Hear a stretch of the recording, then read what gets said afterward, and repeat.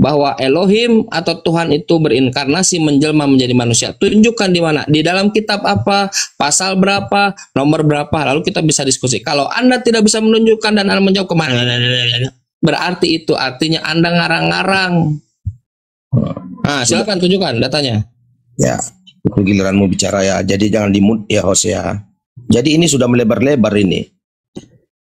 Tadi mengenai pembuktian Tuhan itu nyata. Dia lari ke teologis, dia lari ke kristologi, ya. Nah, di sini nggak nyambungnya dia, tapi dia nggak sadar itu. Yang penting potong pembicaraan orang. Nah, makanya tadi antara ateis dengan yang teis, dia perbedaannya apa? Kan gitu. Kamu bisa saja kamu Anda ngomong apa ini? Loh, Anda ngomong apa? Apa Kenapa perbedaan? menghindar dari pertanyaan saya? Kenapa menghindar dari pertanyaan saya? Kan kita sedang membuktikan secara akademis, secara logik. Dulu. Kenapa? Saya bertuhan, ya, karena saya yakini. Saya tidak tanya Anda bertuhan. Saya sebentar dulu. Pertanyaan saya apa? Saya tanya pertanyaan saya apa? Sebentar dulu. Tuhan bukan kamu sebentar, pertanyaan saya apa? Kalau Anda mau jawab, Anda harus tahu pertanyaan saya. Pertanyaan saya apa? Saya tanya. Apakah saya bertanya kenapa Anda bertuhan? Tidak. Pertanyaan Gini saya loh Kang Chan, Anda itu berdiskusi menggiring. Tadi kan topiknya sudah jelas. Kita pahami dulu Tuhan itu. Anda terlalu giring lari ke Bible terus. Kan udah dikatakan jangan keluar kita dari ranah keimanan. Bertuntas. Jadi ada poinnya. Bagaimana Tuhan yang kita imani, bagaimana gitu. Sedikit mayor.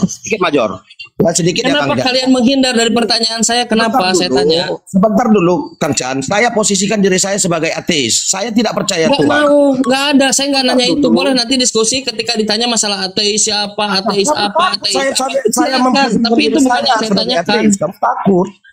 Bang Dis, apapun pertanyaanmu Kang Chan, kami jawab ya. Kalau jawab, tapi cobalah diskusi itu runut. Kalian ateis adalah orang yang tidak meyakini adanya teis. Apa teis itu? Teis adalah orang yang meyakini adanya teis. Jawab itu. Tapi saya tidak nanya itu. Pertanyaan saya, mana para nabi plus Yesus plus Bapa mengajarkan Elohim berinkarnasi menjadi manusia? Jawab. Ya udah, Kang Chan, buka di Yesaya 53 ayat 12. Ia menanggung dosa banyak orang dan berdoa untuk pemberontak-pemberontak. Baca Yesaya 54. Siapakah dia? Tuhan semesta alam namanya, yang menjadi penebusmu. Ialah yang Maha Kudus Allah Israel. Ia disebut Allah seluruh bumi. Di mana dia berinkarnasi jadi manusia? Di mana? Oke, di mana dia berinkarnasi jadi manusia? Siapa yang ngajarin itu? Gini. Buka lagi ya saya masih. Bentar ya. Assalamualaikum warahmatullahi wabarakatuh. Waalaikumsalam Bang Andi. Andik Selebes. Halo Bang Andi, selamat siang. Nah, Bang Oboy ini Muslim atau Kristen Bang Oboy? Alhamdulillah Muslim Bang. Alhamdulillah, iya. Maaf sampai sekarang. Di Yesaya 43 ayat 4 ini dijelaskan oleh karena engkau berharga dan mulia di mataku, kata Tuhan, dan aku mengasihi engkau, maka aku memberikan manusia sebagai gantimu dan bangsa-bangsa sebagai ganti nyawamu. Di sini Tuhan juga berbicara, dan hambaku yang telah kupilih, yang dimaksud dengan manusia menjadi ganti itu, dan hambaku yang telah kupilih supaya kamu tahu dan percaya bahwa percaya kepadaku dan mengerti bahwa akulah dia. Akulah Tuhan dan tidak ada juru selamat selain aku. Saya tanya sekarang kepada Anda ya, kalau kita ambil permukaan ayatnya, dengerin, kita ambil permukaan ayatnya, walaupun ini sebetulnya tidak pernah diadres kepada Yesus, tapi ambil permukaan ayatnya. Apa beda inkarnasi dengan memberikan? Inkarnasi dengan memberikan. Maksudnya gimana, Kang? Aku memberikan hambaku. Apa bedanya dengan inkarnasi?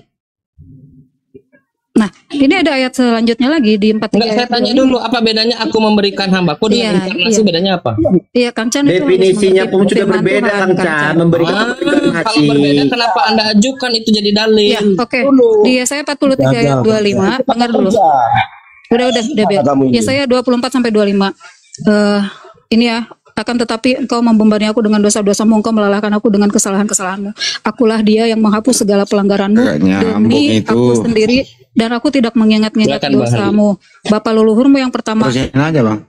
Ya, gini, bahwa untuk mengenal Allah itu kan memang kita untuk mengenal ya. Jadi mengerti itu pertanyaannya. Bukan itu pertanyaannya. Ya kan tadi mau berinkarnasi tentang apa? Bahwa Allah itu menjanjikan kepada Nabi. Tadi pertanyaan kepada Nabi kan? Nah, kepada Nabi Yesaya sudah dijelaskan bahwa akan ada pengganti sebagai penebus dosamu seorang manusia. Nah, dijelaskan lagi manusia itu siapa? Nah, di ayat 43 ayat 10 ini supaya kamu mengerti bahwa akulah Dia, akulah Tuhan yang menyelamatkan kamu dan satu-satunya juru selamat itu hanyalah akulah Allah, tidak ada ilah lain. Bukan itu pertanyaannya. Kang Chan diulang pertanyaannya, Kang Chan. Gini ya, di mana dengerin, di mana para nabi, junto Yesus, kalau perlu junto Bapa karena sudah mengajarkan ada Tuhan, diksi major itu Elohim, berinkarnasi menjadi manusia. Loh, itu sudah dijawab, malah ditanya. Makanya saya juga bingung dari jauh, tapi ditanya aku juga bingung. Apa bedanya memberikan hamba dengan berinkarnasi? Apa bedanya? Udah mau digiring-giring, aduh. Ini Kang Chan, kalau Kang Chan belum paham, makanya Mayor kau diam dulu, Mayor kau nggak ada ilmu. Saya tanya kepada Udah, nanti kau kita aja dulu nanti kalau apa, kalau ada ilmu kau. apa bedanya memberikan dengan inkarnasi? Kang Chan gini, Kang Chan, kalau mau bertanya itu memang perlu pemahaman dulu ya, bahwa yang Kang Chan tanyakan itu jawabannya sudah tanya. Enggak, saya tanya Anda beda, tahu nggak ngerti beda memberikan dan inkarnasi? Ya, Kalau itu saya Kang Chan memberikan, yang harus tahu. dengerin. Kalau ada yang saya definisi yang salah koreksi. Kalau saya memberikan sesuatu, artinya eksistensi saya masih ada karena saya berikan. Entah dia berikan sepotong jari saya, entah berikan saya anak saya, entah berikan barang saya, eksistensi saya masih ada. Tapi kalau inkarnasi secara general dia penjelmaan, menjelma. Saya berubah jadi serigala, itu penjelmaan, totally. Nah, pertanyaan saya, di mana ajaran para nabi yang mengajarkan Elohim berinkarnasi jadi manusia? Karena itulah Kang Chan, apakah Kang Chan mengenal Allah, Bapa dan Roh serta Kok Anak? jadi begitu jawabannya? Ya memang Bang Handi, memang betul Bang Handi. Jadi gini, dalam apa yang dipertanyakan Kang Chan itu memang harus ada pemahaman dulu ya, yang disebut Allah, Bapa, Tuhan pencipta itu, dan juga anak itu, dan yang Langsung disebut aja, hamba. Pak. Langsung aja Bisa, kasih datanya.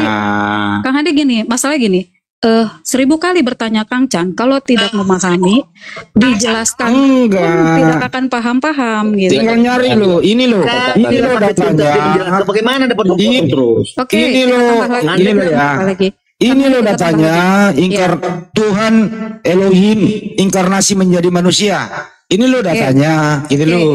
Oke, kita tambah lagi di Yesaya 63 ayat 1. Akulah yang berbicara demi keadilan. Nggak dan ada kata berkuasa untuk inkarnasi di situ. Sebentar. Yang berkuasa, gimana harus dipahami perkataan Allah itu untuk dipahami Kang Chan?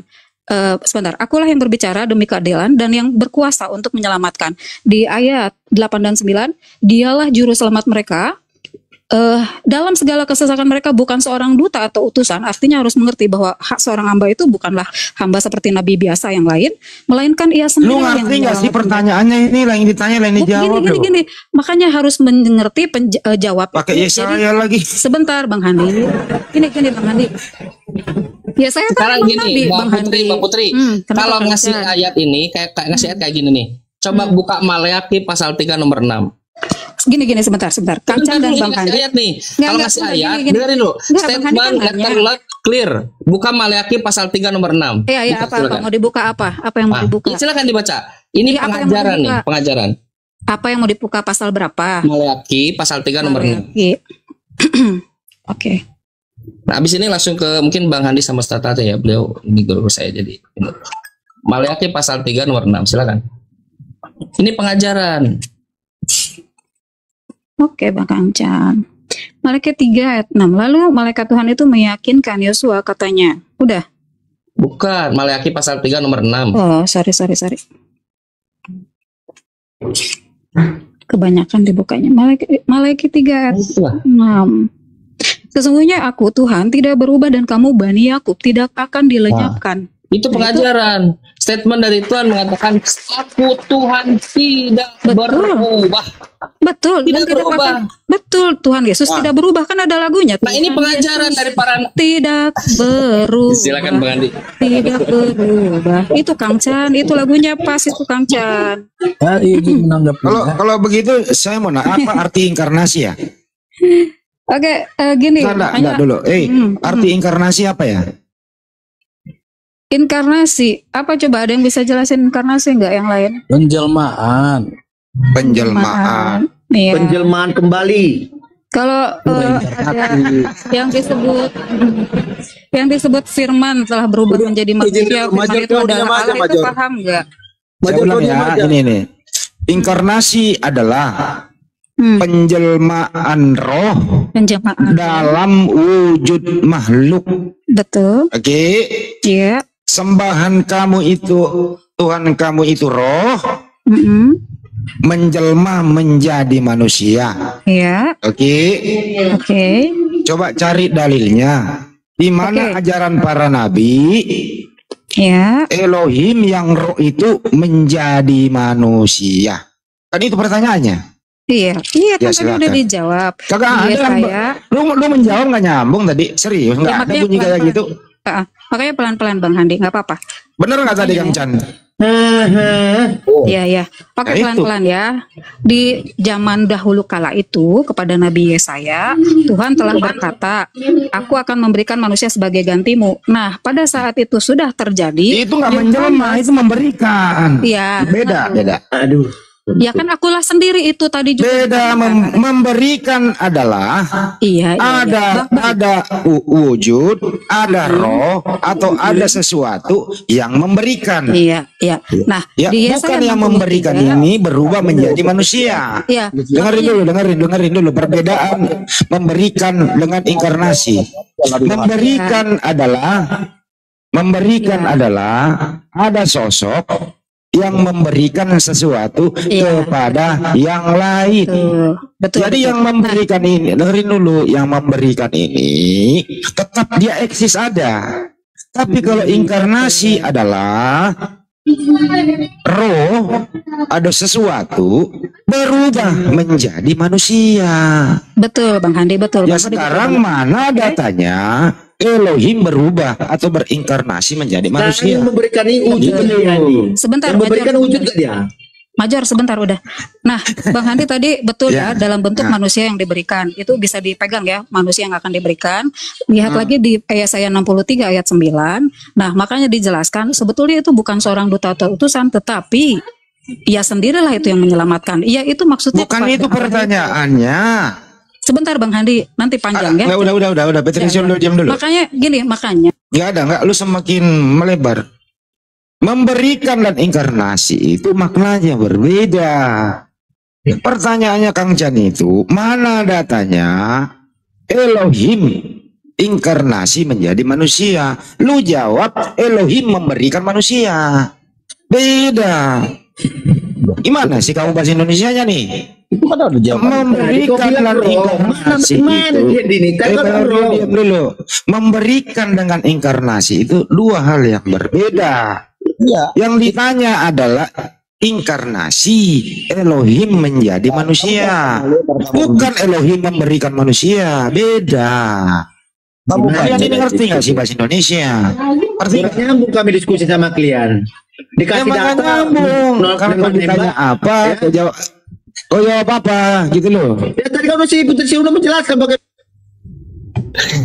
Ini kau cuma penasihat hukumnya Putri Zion, percuma kau mayor gitu loh. Sekarang ini loh, coba teman-teman di sini bedakan apa perbedaan memberikan dan inkarnasi. Itu aja dulu, nggak usah jawab. Gini, Bang Handi benar pertanyaannya. Nanti makanya belum sampai ke trik Nggak gini tunggal nih, aja, Bang Handi. nggak usah lu jawab. Apakah inkarnasi dan Kalau nggak usah memberikan dijawab, itu? nah, ya sudahlah. Dengerin. Nanya sendiri. Apakah jawab sendiri kali ya. inkarnasi Thank you. dan dengerin dulu. Apakah inkarnasi kabur satu-satu kan? Apakah inkarnasi dan memberikan itu sama atau beda?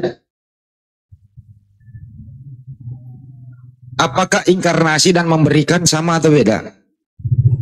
Sangat jauh berbeda, coy. Ini saya guru bahasa Indonesia loh ya. Memberikan adalah ada sosok, ada oknum yang memberikan kepada yang lain. Oke, kalau inkarnasi adalah sosok itu sendiri yang berubah menjadi manusia. Dua hal yang berbeda. Makanya ini orang tadi ini ditanya harga terasi, dia jawab harga Lambo. Kagak nyambung. Pakai Yesaya pula lagi. Yesaya itu kagak ada urusannya penjelmaan menjadi manusia, gak ada. Itu kitab orang, gak ada. Itu kitab orang Yesaya itu. Tidak ada ajaran para nabi yang mengatakan Elohim menjelma menjadi manusia. Lu kalau pakai ini, pakai Yesaya, lu ke Israel, lu akan pulang. Dengerin dulu bang, lu kalau pakai data ini, lu ke Israel teriak kayak gini, lu pulang tinggal nama, gitu loh. Itu dikatakan, Bapak Lu diam dulu, lu jawab aja dulu, nggak usah dikatakan. Kalau lu mau menjawab, silakan jawab. Apa bedanya memberikan dan inkarnasi? Coba lu jawab. Antri, lu coba jawab. Memberikan dan inkarnasi, lu jawab coba. Kalau nggak nyambung lu diem aja. Jadi memberikan itu bentuk kata kerja, ya. Inkarnasi, Perubahan bentuk, ya. oke. Sama nggak? Sebentar. Sama atau beda? Tadi kamu mengatakan Sama atau beda? Inkarnasi sama memberikan sama atau beda? bisa sama. Nenekmu kiper, di mana samanya? Bisa sama. Udah. Kancang aja lagi. Ini kok nggak ngerti bahasa Indonesia nih Kancang. Itulah dia. Sekarang Kenapa kau sih jangan- kalian nih gini aja nggak ngerti, kenapa sih? Nggak pertanyaan ngerti atau memang sengaja gitu? pertanyaan kalian itu sudah dijawab di dalam Yohanes 3 ayat 16. Itu Bapa memberikan anaknya yang tunggal. Ya. Pertanyaan Kancang itu inkarnasi ngerti nggak sih? Iya. Inkarnasi artinya apa? Inkarnasi artinya apa? Yang diberikannya itu adalah Inkarnasi artinya apa? yang diberikan Inkarnasi artinya apa? sehakikat dengan dia. Inkarnasi artinya apa? Yang diberikannya itu yang berinkarnasi menjadi Inkarnasi artinya apa? perubahan bentuk Perubahan bentuk. Apa yang berubah bentuk? dari roh menjadi daging. Oke. Mana datanya itu? Loh, mana datanya? Mana datanya? Elohim berubah menjadi daging. Mana datanya? Kenapa kok kasih data memberikan? Ini perubahan bentuk loh. Firman itu telah menjadi manusia. Itu perubahan bentuk. Oke, perubahan bentuk itu. Oke, yang berubah ini firman, yang berubah bentuk ini firman. Dengerin dulu. Sudah berapa? Dengerin. Yang berubah bentuk ini firman atau yang berfirman yang berubah bentuk? Dua hal yang berbeda loh. Jangan dimit-mitos. Nah, yang berubah bentuk ini Elohim atau firmannya yang berubah? Apanya? Yang berubah bentuk ini Elohimnya yang berubah menjadi manusia atau firmannya Elohim yang berubah menjadi manusia? Ya. Jawab. Kalau pusing-pusing bilang aja pusing. Firmannya Elohim. Saya ulang kembali pertanyaannya. Saya ulang. Yang berubah bentuk itu Elohim kah yang berubah bentuk atau firman Elohim yang berubah bentuk? Firman Elohim sehakikat dengan Elohim. Saya nggak nanya itu. Sudah, itu yang Yang dijawab. berubah bentuk itu, dengarkan dulu. Yang berubah bentuk yang mana? Elohim kah yang berubah bentuk atau firman Elohim yang berubah bentuk? Jawab aja. Sekarang gini, saya pertanyaan. Jangan sekarang begini, tinggal dijawab. Yang berubah bentuk itu Elohim kah yang berubah bentuk atau firman Elohim yang berubah bentuk? Jawab. Tidak, saya tanya host dulu. Di mute apa maksudnya? Karena lain ditanya, lain kau jawab. Tidak, kamu tidak memberikan saya ruang untuk menjawab. Sekarang ulang pertanyaannya, coba baru kau jawab. Coba kau ulang. Pertanyaannya apa? Nah, saya ingin menjawab. Ya, pertanyaannya apa? Saya Nah, bertanya, pertanyaannya apa? maunya apa? Ya, saya ulang ya, catat pertanyaannya. Yang berubah bentuk itu Elohim yang berubah bentuk. Itu nggak bisa dengar pertanyaan. Jadi banyak gimana kau mau jawab. Buktikan dirinya. Sekarang dengarkan dulu pertanyaannya, baru kau menjawab. Pernah nggak Tuhan mau membuktikan Ini kembali lagi dia nih, kacau kan? Hah? Yang berubah bentuk itu Elohim, B firman Elohim. Yang mana yang berubah bentuk? Silakan jawab. Pernah nggak Tuhan mau membuktikan dirinya? Kenapa lagi? Nanti saya jawab gampang itu. Kau selesaikan dulu ini urusanmu. Selesaikan dulu urusanmu ini. Jangan belokkan topik dulu. Ini kamu sekarang ini dari di ujung jurang. Ruang, saya lebih Iya. baik bertanya. Sudah. Kamu pertanyaannya apa? Kau jawab apa? Coba. Pertanyaannya Kang Chan coba apa? Coba. Pertanyaannya Kang Chan apa? Ya, di mana? Di mana? Di mana? Di Para mana? nabi, di mana ya? Saya tidak nanya kenapa, bagaimana, saya tanya di mana Manusia. para Saya nabi. jawab di dalam Yohanes 3 ayat 16. Lain ditanya, lain dijawab. Dasar kucluk. Lain ditanya, lain dijawab. Memang. Ya Bang Andi, kasih saja Ustaz Tata mungkin Bang Andi. Silakan lanjut, silakan lanjut. Ustaz Tata, assalamualaikum Ustaz Tata. Iya, tapi percuma dia jawab pertanyaannya dulu. Kita harus habisin dia dulu, Bang. Lanjut aja, lanjut. Kita harus habisin dia dulu ini orang gitu loh. Di mana tertulis Elohim menjadi manusia, Elohim berinkarnasi menjadi manusia. Di mana itu? Firman itu telah menjadi manusia dan diam di antara kita. Elohim itu firman ya? Loh, jadi Elohim itu firman. Yakin? Elohim apakah itu firman Elohim itu? Yakin? firman itu hakikatnya Elohim. Saya nggak nanya hakikat, sosok Elohimnya sendiri ini yang berubah menjadi manusia, bukan firmannya. Firman itu bersama-sama dengan Allah, dan firman itu adalah Allah. Firman Oke. itu hakikatnya Allah. Jadi Ingat kamu ya, ingat ya firman dan Elohim sama ya. Yakin ya? Gua pegang nih kata-katamu nih. Kalau firman sama Elohim sama nih. sama Yakin ya? hakikatnya. Sama hakikatnya. Satu oknum apa dua oknum? Dua. Jadi Tuhanmu dua, memang sulit kau. Yang ditanya itu yang dasar kucluk. Yang ditanya itu Elohimnya yang menjadi manusia, bukan firmannya, bro. Kamu ngerti gak sih bahasa Indonesia? Bapa, Putra, dan Roh Kudus hakikatnya sama. Yang ditanya adalah ada nggak Bapak pernah berubah menjadi manusia? Pernah nggak? Bapak itu berinkarnasi menjadi manusia. Pernah nggak? Pernah atau tidak? Loh, kok kenapa nangis? Kok nangis? Kok nangis? Pertanyaanmu ini. Nah, itu memang pertanyaan Kancang dari tadi tuh. Bener nggak, Kancang itu pertanyaannya? Kita mengatakan apa itu yang Emang nggak menjadi ngerti bahasa Indonesia dia. Kemana-mana. Kalau nggak ada bilang aja nggak ada bang. Sejak kapan? Selesai Sejak nggak kapan ada bang menjadi- Andi. mengatakan Guruku apa nggak menjadi ada. Tolong tunjuki aku jalan yang lurus. Gitu bilang aja nggak ada. Jangan bilang ada tapi ngarang-ngarang.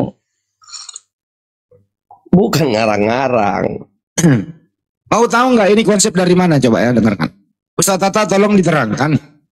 Ada nggak ajaran para nabi itu ya Elohim atau sang pencipta menjadi manusia? Kalau nggak ada, ini ajaran nol dari mana ini? Diam dulu kau, diam dulu. Saya nanya Ustaz Tata. Saya nggak nanya kau. Saya tanya Ustaz Tata gitu loh. Bisa nggak Anda diam dulu mendengarkan? Ada yang bertanya. Diam dulu ya. Ada nggak ajaran para nabi Ustaz Tata? Ya Elohim pencipta alam semesta itu sendiri menjadi manusia. Kalau nggak ada, ajaran ini bersumber dari mana? Ada inkarnasi menjadi manusia, Ustaz. Silakan Tat. Lu diam dulu kau. Silakan Ustaz Tata. Nah, kalau ajaran para nabi itu samawi, tidak ada Tuhan menjelma itu. Samawi itu diceritakan oleh para nabi Tuhan itu tidak berwujud ya, maksudnya tidak serupa, tidak kelihatan, tetap di tempatnya ya. Kalau kata Yesus di langit, tidak kelihatan gitu. Nah, kalau ajaran menjelma inkarnasi ini ajaran dewa-dewa. Jadi Tuhan turun ke dunia bersosial dengan manusia gitu. Tapi kalau ajaran Yesus enggak, Tuhannya di langit. Matius 18:19 tidak kelihatan. Matius 5:37. Ya sudah, imani itu. Bagaimana caranya membuktikan bahwa Tuhan itu ada? Kalau nanya ke Yesus ya, dengan saya ini. Kan saya bisa menghidupkan Lazarus kuasanya Allah. Maka berarti Tuhan itu ada. Nah, Nabi Muhammad juga gitu. Mana buktinya Tuhan itu ada? Mana buktinya kamu itu utusan Tuhan? Ya, diberi mujizat Nabi Muhammad. Membelah bulan gitu. membuktikan Yesus dengan Nabi Muhammad membuktikan Tuhannya itu ada. Buktinya bisa memberi mujizat kepadaku. Karena mujizat itu pelantara dari Tuhan untuk membuktikan Tuhan itu kuasa. Kisah Para Rasul 2:22. Ya kayak gitu caranya para nabi membuktikan Tuhan itu ada gitu. Silakan. Bukti bahwa Elohim tidak pernah berwujud menjadi manusia, datanya sendiri mungkin dia nggak pernah membacanya, mungkin dia kelewatan gitu loh. Yesus waktu dibaptis, Elohim tetap eksis, ada di surga berbicara. Inilah anakku yang kukasihi. Jadi Elohim ini nggak pernah berubah menjadi apa-apa. Tetap ada Elohim stay di surga. Sebagaimana di Matius 3:13 waktu Yesus dibaptis. Yesus ada di Sungai Yordan lagi dibaptis. Roh Kudus seperti burung merpati ada di awan. Bapa ada di surga berbicara, inilah anakku yang kukasihi. Kalau Elohim ini sudah berubah menjadi manusia, Elohim mana lagi yang suaranya terdengar dari surga? Ternyata dia masih ada. Yang namanya inkarnasi itu adalah sesuatu yang sudah berubah. Jadi sumbernya sudah nggak ada. Menurut ajaran Kristen, inkarnasi itu adalah Elohim berubah menjadi manusia. Artinya sudah nggak ada Elohim lagi. Kalau mau pakai bahasa Indonesia. Tapi Kristen ini memang menjelaskannya ribetnya minta ampun. Karena memaksakan filsafat Yunani, ajaran dewa-dewa Yunani kuno, dipaksakan mengambil kitab-kitab Yesaya untuk disinkronkan. Kagak nyambung coy. Sampai nenek lu kiper 7 kompetisi nggak bakal nemu. Karena tidak ada ajaran para nabi kayak gitu. Udah dikasih contoh ya, Elohim selalu ada. Elohim tidak pernah berubah. Yang berubah adalah, nah ini, yang berubah adalah akalan-akalan Kristen. Supaya konsep dewa menjadi manusia, itu yang berubah. Jadi mindset yang berubah. Bukan Elohim yang berubah, tapi mindsetnya yang berubah. Itu kira-kira. Lanjut. Ya baik, saya ambil aja dulu sebentar. Silakan Ustadz Tata, Bang Andis, Morris sama cowok jahat silakan dialog sama Ustadz Tata. Nggak usah satu-satu, bertiga boleh. Silakan. Ustadz Tata, silakan Ustadz Tata. Ini cowok jahat, coba ini cowok jahat yang berubah menjadi manusia itu Elohim atau Firman? Dan berinkarnasi menjadi manusia itu Elohim atau Firman Elohim? Jawab. Baik, Bang Hendi ya. Kalau abang membahas ayat, abang jangan salah memahaminya. Saya ulang pertanyaannya. Dengarin pertanyaannya. Yang berinkarnasi menjadi manusia adalah A. Elohim, B. Firman Elohim. Silakan. Jadi penjelasannya kalau nggak sesuai dengan pendapat abang gimana? Apa abang? Saya ulang kembali pertanyaannya. Yang berinkarnasi menjadi manusia adalah A. Elohim, B. Firman Elohim. Silakan. Firman. Jadi bukan Elohim ya? Ya. Oke, berarti argumentasi dari awal Elohim menjelma menjadi manusia tidak ada. Pernyataan ini Bang, jangan asal bunyi. Udah udah jawab, dengar dulu. Jadi pernyataan yang mengatakan, iman yang mengatakan Elohim, Tuhan menjelmanya menjadi manusia, tidak berdata, ini hanya doktrin.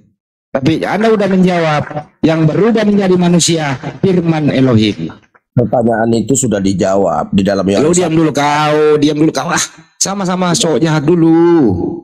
Kau nggak ada ilmu kau. Ini cowok jahat ini udah jujur dia. Lu diam dulu kau. Cowok jahat. Allah. Diam dulu, cowok jahat udah menjawab itu. Clear sudah. Jadi begitu kan Chan. Jadi yang berubah menjadi manusia firman, bukan Elohimnya kan Chan. Udah dijawab oleh cowok. Silakan kan Chan. Udah ketemu nih datanya nih. Jadi kalau firman menjadi manusia masih wajar lah. Kamu di sini berceramah atau berdialog? Saya lagi memberikan argumentasi yang baik-baik saja. Tidak muter-muter gitu loh. Anda ini muter-muter dari tadi. Jadi Anda saya diam dulu, Anda diam, saya ke cowok lagi. Cowok. Jadi saya diam dulu. Sama. Ya silakan, Ustaz Tata, silakan. Iya. Jadi sebenarnya baik Elohim atau firman tidak pernah menjelma. Karena firman itu kan perkataan Tuhan. Sesuai dengan Keluaran 34:28, Yeremia 15:16, Yeremia 34, Yehezkiel 3 ayat 4. Karena firman itu perkataan, tidak pernah menjelma. Perkataan itu disampaikan. Yesus, ya Tuhan, dengarkan perkataan saya ya. Ya, setelah Tuhan berkata-kata, Yesus mendengar, akhirnya oleh Yesus disampaikan. Yohanes 17:8, sebab segala firman yang kau sampaikan kepadaku telah kusampaikan kepada mereka. Jadi firman itu turun ke dunia tidak pernah menjelma. Tapi firman itu, perkataan itu diterima oleh Nabi disampaikan kepada umatnya. Nabi Muhammad Yang juga dikatakan gitu. menjelma siapa bang? Tidak ada yang menjelma. Kan firman itu Yang nggak ada kan? Perkataan Kan itu Ustaz diterima sendiri oleh yang Yesus. mengatakan itu menjelma. Nah gini loh, Kamu karena tidak firman mengatakan itu menjelma. perkataan, sehingga Diam. perkataan itu diterima oleh Yesus. Oleh Yesus disampaikan apa yang dia dengar. Mana dalilnya Yesus mendengar firman? Yohanes 15:15, Yohanes 8:40. Bahkan kata Yesus, apa yang aku sampaikan sesuai dengan apa yang aku dengar. Jadi perkataan Tuhan itu didengar oleh Yesus disampaikan. Nah, kalau di dalam Islam, Al-Quran itu firman Tuhan, diterima oleh Nabi Muhammad. Setelah diterima, disampaikan. Begitu juga Yesus, Yohanes 17:8, sebab segala firman yang kau sampaikan kepadaku, telah aku sampaikan kepada mereka. Jadi tidak pernah menjelma jadi manusia firman itu. Gitu. Silakan. Menjelma siapa ya Ustaz Tata? Tadi datanya, awalnya tadi ada Kristen di sini mengatakan, ya konsep ketuhanan mereka, Elohim, Tuhan inkarnasi menjadi manusia. Anda percaya nggak itu? Kalau Anda mengatakan inkarnasi, orang yang sudah mati terus dilahirkan kembali. Bukan itu pertanyaannya, jangan dibalik. Saya membenarkan inkarnasi. Jangan dibalik. Tadi Kristen di sini berjubel-jubel. Jangan dibalik, dengarkan dulu topiknya tadi. Mereka mengatakan begini, Tuhan inkarnasi menjadi manusia. Itu tadi topiknya. Anda setuju nggak tuh? Iman kamu loh itu. Begini, kita mengartikan sebuah Jangan kalimat begini. itu. Kamu setuju nggak itu Tuhan inkarnasi menjadi manusia? Setuju nggak? Itu bukan inkarnasi bang. Abang jangan salah. Berarti salah dong imannya Kristen. Berarti salah dong imannya Kristen kalau Tuhan inkarnasi menjadi manusia. Salah dong kalau gitu. Jadi yang bersemayam di dalam tubuh. Jawab dulu. Salah dong kalau gitu.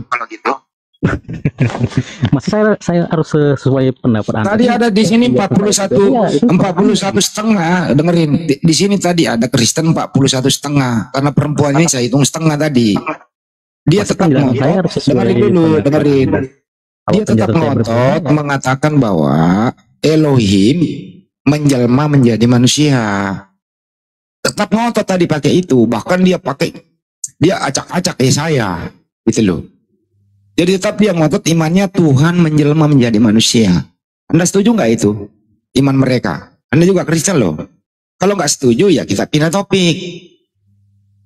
Ayo lanjut. Gimana? Diskusi itu dipermudah aja, jangan dipersulit. Jadi pendapat orang itu berbeda-beda bang. Saya menghargai pendapat. Iya, Anda setuju nggak? Sebentar bang. Tolong di jawab. Nggak bisa. Ini kalau abang ngomong terus. Sebentar bang. Saya tidak akan potong Anda kalau Anda jujur. Anda setuju nggak atau Anda berbeda pendapat nggak bahwa Tuhan menjelma menjadi manusia? Setuju atau berbeda pendapat? Itu jawab. Perbedaan pendapat dia gitu bang. Kita nggak bisa mengklaim hal itu. Kita menghargai pendapat dia gitu. Tapi kalau saya nggak minta Anda memburukkan pendapat dia, saya hanya minta Anda yang mana Anda pegang. Apakah Anda setuju Tuhan menjelma menjadi manusia? Setuju atau tidak? Cuman ya dibilang kalau setuju nanti abang mencari kata-kata yang bertentangan gitu. Karena Anda ini Jadi- nggak mau jujur, tinggal Anda setuju atau Gue tidak? nggak mau jujur. Setiap orang Satu, memiliki hak untuk dua, tiga, setuju atau tidak? Tuhan menjelma menjadi manusia, setuju atau tidak? Kita sesuai data bang. Saya Setuju nggak atau tidak? Nggak setuju. Karena Setuju tidak ya? ada Tuhan menjelma. Setuju atau tidak? Tidak. Tidak, ya udah gitu dong dari tadi. Ya udah. Nah, ya. Tapi Kenapa saya nggak jawab dari tidak- tadi tidak setuju gitu Tahu loh? hal itu karena itu Nah, pendapat kalau diri. tidak setuju, sekarang saya masukkan ke topik. Anda diskusi sama Ustaz Tata. Oke, siapakah yang menciptakan manusia dan bagaimana cara pencipta itu menciptakan manusia? Kan gitu. Oke, Anda dulu, siapakah yang menciptakan manusia? Bagaimana cara pencipta ini menciptakan manusia? Silakan. Kau dulu baru Ustaz Tata. Asik kan diskusi kayak gini? Silakan. Enggak, kok abang yang itu yang ngasih temanya gitu. Terus anak-anak ini mau ngapain? Ya kita dua arah aja bang. Ya kalau begitu saya tanya Ustaz Tata, Anda diam. Silakan Ustaz, siapakah yang menciptakan manusia dan bagaimana proses penciptaan manusia itu oleh pencipta? Silakan Ustaz. Iya, jadi yang menciptakan manusia itu adalah Allah. Pertama Allah menciptakan Adam. As-Sajdah ayat 7. Alladzi ahsana kulla syai'in khalaqahu wa bada'a khalqal insan min tin. Jadi Allah yang memperindah segala sesuatu yang Dia ciptakan dan yang memulai penciptaan manusia dari tanah, yaitu Adam. Summa ja'ala naslahu min sulalatin min ma'in mahin. Kemudian Dia menjadikan keturunannya dari saripati air mani. Ya, jadi jelas di sini dijelaskan oleh Allah yang menciptakan manusia adalah Allah. Pertama Adam dulu, lalu dari keturunannya Adam kita diciptakan dari air mani. Ini dalilnya jelas, As-Sajdah 7 sampai 8 gitu. Oke. Oh, sampai 9 mana? Silakan. Ya, jadi yang jelas berdalil yang menciptakan manusia adalah Allah Subhanahu wa taala, berdalil di Al-Qur'an. Jawab oleh Ustaz Tata. Sekarang Anda Kristen cowok. Silakan, siapakah yang menciptakan manusia? Sebutkan dulu namanya dan bagaimana proses penciptaan manusia itu. Silakan. Baik. Jadi sang pencipta itu adalah Allah Bapa. Jadi dia adalah sang narasumber. Segala sesuatu itu berasal dari Allah Bapa. Jadi bagaimana proses penciptaan manusia ini? Ya jelas yang dikatakan Ustaz Tata tadi, berawal dari tanah. Al-mulai. Lu jangan pakai Ustaz Tata dong, lu pakai Bible dong. Ustaz Tata pakai Al-Qur'an tadi. Iya, tapi kan kalau ada persamaan ini Ya pakai Bible di mana? Jangan pakai Al-Qur'an. Ya udah saya mulai Bible. Ya mana? Di mana Bible? Proses penciptaan manusia di mana? Ya sesuai dengan dibilang Ustaz Tata gitu. Loh, ini Ustaz Tata nggak pakai Bible loh. Pakai Al-Qur'an. Ya kan manusia ini berasal dari tanah gitu. Jadi Anda pakai Al-Qur'an nih. Kita maklumi kalau Anda pakai Al-Qur'an, oke. Dari Al-Qur'an. Apakah tanah itu dari Al-Qur'an? Kan tidak. Sekarang kalau begitu, kenapa Anda copy paste jawabannya Ustaz Tata? Pakai jawaban sendiri dong. Ya apa Silakan. bedanya kalau memang jawabannya itu gitu? Ustaz Tata tadi menjawab itu pakai Bible atau pakai Al-Qur'an? Ya di Bible kami juga mengatakan seperti itu. Di mana tertulis begitu di Bible seperti itu? Ya daya ingat saya nih, ya jujur aja ya, daya ingat saya tuh terbatas gitu. Oh, daya ingatnya Saya membaca. terbatas. Karena Ya udah saya kita bukan skip manusia aja, kita sempurna, maklumi gitu. kok.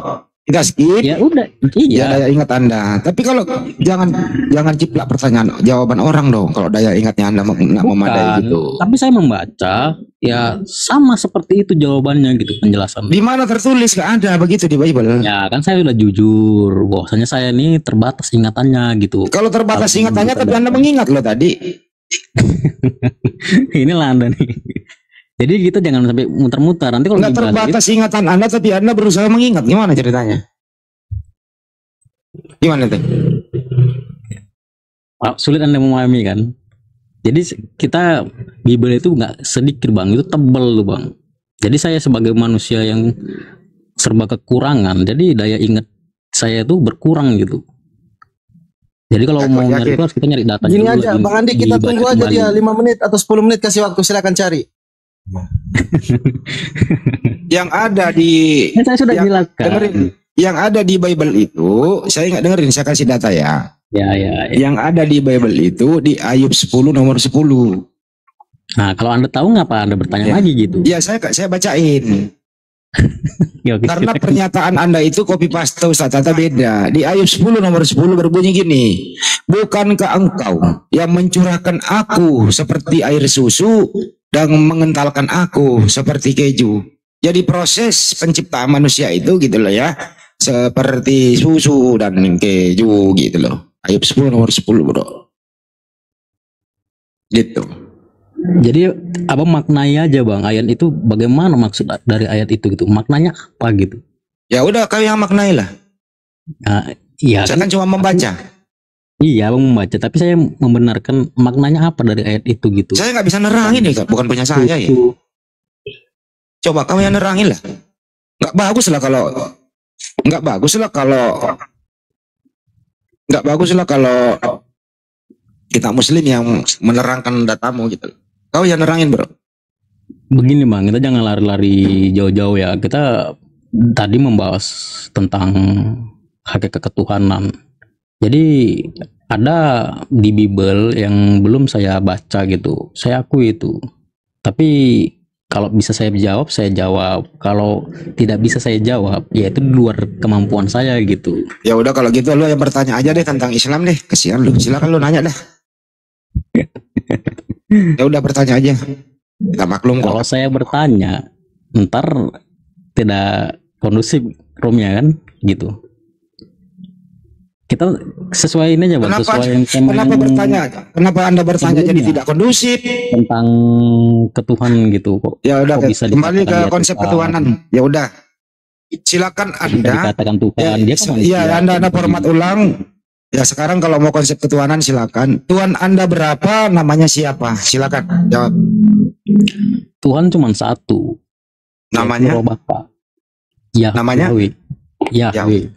Tuhan cuma Jadi satu namanya. itu yang dituhankan itu cuma Tuhan Yahweh. Tuhan cuma satu namanya Yahweh ya. Ya. Jadi mengapa Yesus dikatakan Tuhan? Jangan lari ke situ dulu udah dijawab. Ini menjadi- Lu persulit. Katanya cuma Menjadi Tuhan cuma pertanyaan satu. gitu. Sebentar. Tuhan cuma satu namanya Yahweh, betul? Ya, Oke, kita pegang katamu ya. Oke. Silakan Ustaz jadi Tata. bagaimana?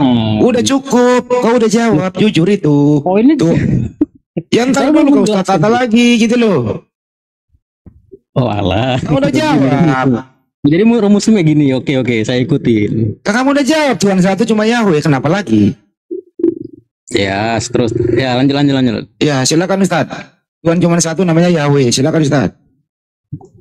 Ya kalau dalam Islam ya jelas Tuhan itu satu, Qul Huwallahu ahad, tiada Tuhan selain Allah. Allahu la ilaha illahu wa 'alallahi falyatawakkalul mu'minun. Dialah Allah, tiada Tuhan selain Dia, dan hendaklah orang-orang mukmin bertawakal kepada Allah. Ya sudah, satu-satunya Dia, sudah tidak ada selain Dia. Nah, kalau memang Tuhan itu Yahweh atau apa? Nah, pertanyaannya Yesus itu Tuhan juga apa bukan? Kalau dalam Islam kan Allah doang sudah. Nah, kalau ditanya Yahweh Tuhan, nah pertanyaannya Yesus Tuhan juga apa bukan? Nah, gimana? Oke, silakan cowok. Nah, itu Jawab. tadi mau saya jelaskan kenapa Yesus dikatakan Tuhan. Nah, Itu mau saya jelas. Abang udah membantah duluan. Jadi bagaimana Yesus dikatakan Tuhan? Jadi kan benar firman itu telah menjadi daging dan ilahinya menjadi jasmani. Jadi bagaimana Roh Bapa ini mengenalkan dirinya kalau dia itu adalah Tuhan? Jadi dia butuh wadah gitu. Siapa wadah itu? Yaitu Yesus. Pertanyaannya bukan Yesus begitu, bro. Saya luruskan tidak lagi akan nih. sampai kepada Bapak. Sebentar, Saya luruskan belum lagi menjawab. pertanyaannya, Bapak, Ustaz Bapak, Tata. gitu dong. Aduh, Kalau Yahweh ini itu diskusi dengan lain. Kalau Yahweh itu Tuhan, apakah Yesus juga Tuhan? Silakan. Kok jadi ribet banget sih? Kan saya menjelaskan bang, tolong berikan dulu saya menjelaskan. Jadi abang tinggal Enggak, bukan dijelaskan. Kalau Yahweh itu Tuhan, dengerin pertanyaannya Ustaz Tata. Kalau Yahweh itu Tuhan, apakah Nah, Yesus juga konsisten ini. Tuhan? Kamu nggak dengar pertanyaan baru kamu asal ngerocos gitu Mas- loh. Penjelasan saya harus sesuai dengan Ya, Ustaz. makanya dengarkan dulu pertanyaannya. Saya ulang ya. Saya ulang nih, terserah kalau mau jawab apa kek. Kalau Yahweh tadi dari awal kau mengatakan Tuhan cuma satu, Yahweh. Nah, kalau Yahweh cuman atau Tuhan cuman satu namanya Yahweh, pertanyaan Ustaz Tata, apakah Yesus juga itu Tuhan? Tuhan B bukan Tuhan. Silakan. Kalau kita berbicara tubuh manusianya, jelas Yesus adalah anak manusia, yang berarti anak tunggal Allah. Jadi jelas 100% dia manusia, tetapi tidak mengklaim tentang ketuhanannya, karena dia berkata, aku dan Bapa adalah satu, tidak akan sampai kepada Bapa tanpa melalui aku. Barang siapa yang melihat aku, maka melihat Bapa. Akulah jalan Pertanyaannya, saya ulang. Kalau Yahweh itu kebenaran. Tuhan, Ini muter-muter. begini loh, coba gini loh. Ini ada orang ini badai. Bentar, ini dengerin ya. Di dengerin dulu pertanyaannya di. Tuhan itu ada berapa? Buka, jawab ini, buka. Satu. Apakah Yesus juga adalah Tuhan? Bukan. Itu pinter loh jawabannya Kristen loh. Coba cowok. Kalau Yahweh, kalau hanya satu Tuhan, yaitu Yahweh, apakah Yesus juga Tuhan? Cowok jawab. Kan saya sudah katakan Yesus 100% manusia, maka dia datang ke dunia sebagai anak manusia. Kan saya sudah katakan. Jadi Yesus Tuhan atau bukan? Jadi yang mana yang dituhankan oleh umat Kristiani? Pertanyaannya Yesus Tuhan atau bukan? Sebentar, udah dibantah. Pertanyaannya Jadi, sederhana. yang Yesus. Ini contoh pertanyaan ke Edi. Dengerin ya. Bang Edi, Tuhan ada berapa? Satu, Siapa? Tuhannya Yesus. Siapa namanya? Apa? Bapak. Apakah Yesus Tuhan? Bukan. Enggak. Oke. Pertanyaan yang sama cowok, silakan. Tuhan berapa? Namanya siapa? Apakah Yesus Tuhan? Coba jawab cowok. Bapa tetap satu. Nah, terus Yesus Tuhan atau bukan? Kan saya sudah kata Yesus itu manusia. Ya udah ngomong dari tadi, bilang bukan Tuhan, selesai. Kenapa lu persulit si Indonesia ini? Tapi Anda belum mendengar penjelasan saya Gak gitu. perlu dijelaskan, karena gak diminta dijelasin. Mana kalau nggak ada penjelasannya ya buntu lah pertanyaan itu. Karena udah jawab, udah terang benderang. Ya udah lanjut. Gimana sih lu? Ya silakan Ustaz Tata, balik lagi. Udah diakui Yesus bukan Tuhan, hanya satu Tuhan yaitu Bapa atau Yahweh. Clear toh? Gitu loh, nggak minta dijelasin kok. Kenapa mesti harus diputar gitu loh? Itu loh, diskusi kayak gitu bro, irit aja gitu loh. Kalau nggak minta diterangin nggak usah. Kenapa harus dipersulit? Ini Kristen ini ya, kalau bisa dipersulit ngapain dipermudah gitu loh. Itu prinsipnya dia itu loh. Ingin mempersulit dirinya sendiri gitu loh. Padahal ada jalan untuk dipermudah. Pilihlah jalan yang dipermudah, bro, jangan dipersulit. Karena memang Tuhan itu cuma satu. Yesus itu utusan Tuhan. Karena dia manusia. Gitu aja nggak kok repot. Bro Hendy, ini bagus nggak ini? Ini bagus nggak? Dipakai bagus, pakai ketok kepala itu. Gambarnya apa coba? Bagus dipakai ketok kepala orang yang muter-muter diskusi itu biar sadar. Sekarang Ustaz Tata kembali Ustaz. Gini aja bro, karena udah ini kamu udah mentok di situ ya, kau yang bertanya aja gitu, silakan. Apa dulu Unirifa? Assalamualaikum. Waalaikumsalam warahmatullahi wabarakatuh. Lanjut. Oke, kawan-kawan di bawah jangan lupa tap-tap layar ya. Bang Yosua ini Kristen atau Muslim, Bang Yosua? Kristen lah. Oke, silakan Bang. Di tap-tap layar ya kawan-kawan ya. Dikit lagi 100K. Pertanyaan sama ke Yosua. Tuhan itu ada berapa Yosua? Nah, Tuhan itu ada berapa? bagi Kristen Tuhan itu satu. Satu. Namanya siapa? Yesus. Oke, Yesus. Yakin ya? Yakin. Oke, coba buktikan nih kalau Yesus itu Tuhan. Nggak perlu dibuktikan, yang percaya orang Kristen kok. Oh, nggak perlu dibuktikan, terima kasih. Asal pokoknya nggak perlu bukti gitu ya. Iya kan yang percaya orang Kristen, kamu nggak percaya. Oke, baik. Waktu Yesus di bumi dia Tuhan juga. Tuhan lah. Tuhan juga. Yakin ya? Yakin lah. Jangan sampai ditarik lagi nih. Nggak ada yang ditarik. Waktu Yesus jadi bayi dia Tuhan juga. Pokoknya apapun yang kau bilang tentang Yesus, dia tetap Tuhan bagi orang Kristen. Baik. Yang mati di salib Tuhan juga. Apapun yang kamu ngomongkan tentang Yesus, dia tetap Tuhan bagi orang Kristen. Yang mati di tiang salib itu manusia atau Tuhan? Apapun yang kamu ngomongkan tentang Yesus, dia tetap lebih orang gila lagi ini. Loh, gila lagi nih. Lah, jawabannya kan gitu. Mungkin tahu. Pertanyaan. Lebih gila lah. Oh sini Kak host, kamu nemu orang gila kok banyak begini sih host. Nanya apa lagi Andi? Enggak itu loh, yang mati di tiang salib manusia atau Tuhan? Apapun itu Yesus tetap Tuhan bagi orang Kristen Andi. Ya tinggal jawab. Yang mati yang mati di salib manusia atau Tuhan? Tuhan. Oke, Tuhan mati udah. Saya. Jadi Tuhanmu pernah mati ya? Gimana? Tuhan pernah mati? Hah? Jadi Tuhanmu pernah mati? Nggak ada yang mati kok. Yang disalib siapa yang mati? Tuhan Yesus. Ya berarti Tuhanmu mati? Nggak mati. Yang disalib itu tubuh manusianya, yang rohnya Ya. kembali kepada Bapa. Nah, nggak usah jawab gitu, cowok jahat. Kalau kamu jawab begitu, dia akan tetap bertanya muter ya. Pokoknya jawab gitu aja, simpel aja buat si Andi ini. Penjelasan Nggak akan mau mendengarkan penjelasan mereka itu. Sabar kawan, nggak akan mau mendengarkan penjelasan. Capek kita menjelaskan. Pasti capek lah karena manusia lu Tuhan kan. Ya Tuhan Yesus buat orang Kristen Tuhan. Masalahnya di mana Andi? Yang mati di tiang salib Tuhan atau manusia? Pokoknya apapun yang komen tentang Tuhan Yesus ya dia Tuhan buat orang Enggak, Kristen. pertanyaan sederhana. Yang mati di tiang salib itu manusia atau Ya Tuhan? jawabannya sederhana. Dia Tuhan bagi orang Kristen. Berarti Tuhanmu mati di tiang salib? Tidak mati. Loh yang mati di tiang salib siapa? Bagi orang Kristen Tuhan Yesus tidak pernah mati. Oh jadi nggak ada yang mati di salib? Tidak mati. Oh jadi yang digebuk tentara Romawi itu siapa? Tidak mati dia Andi. Yang dikubur siapa yang dikubur 3 hari? Tidak emang dia dikubur. Kan dia bangkit Andi. Yang dikubur 3 hari bro. Loh, dia tidak mati kok. Bagi kalian dia mati. Bagi orang Kristen tidak mati. Oh berarti Yesus dikubur hidup-hidup? Dia tidak mati. Enggak, Yesus dikubur mati atau dikubur Dia hidup-hidup? tidak mati. Dengerin pertanyaannya. Ya, Yesus dengerin juga.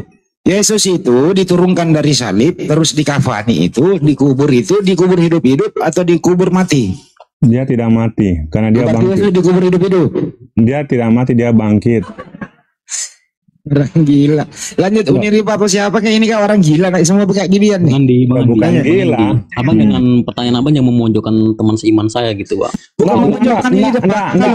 Cowok jahat. Diam dulu kau. Cowok jahat. Diam dulu cowok jahat. Diam dulu. Kau jangan diam, kau yang diam Yosua. Ini nggak memojokkan data fakta di Bible kecuali saya karang.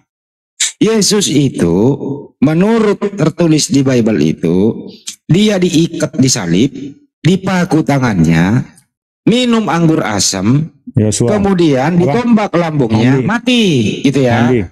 Dia diam dulu, ini data bro, nggak memojokkan cowok. Kau diam dulu kau. Saya jawab Sekarang, dulu aja. Saya kau jawab diam dulu dulu. kau. Mengganggu aja gue turunin nih kalau kau diam sama saya cowok dulu bentar. Ini datanya ada bro. Kita muslim nggak berani asal ngomong kalau nggak ada data. Saya ulang ya. Yesus itu waktu ditangkap, dengerin, digamparin, diludahin, diolok-olok, diberi mahkota berduri, ditelanjangin, sampai di atas mikul salib di Bukit Golgota, langsung diikat, dipaku, digantung, ditombak lambungnya, minum anggur asam, mati. Terus habis itu dikubur. Ini salah data apa enggak nih? Ini terjadi nggak di iman kamu? Minum anggur asam di mana? Enggak pernah baca data. Nggak pernah baca data.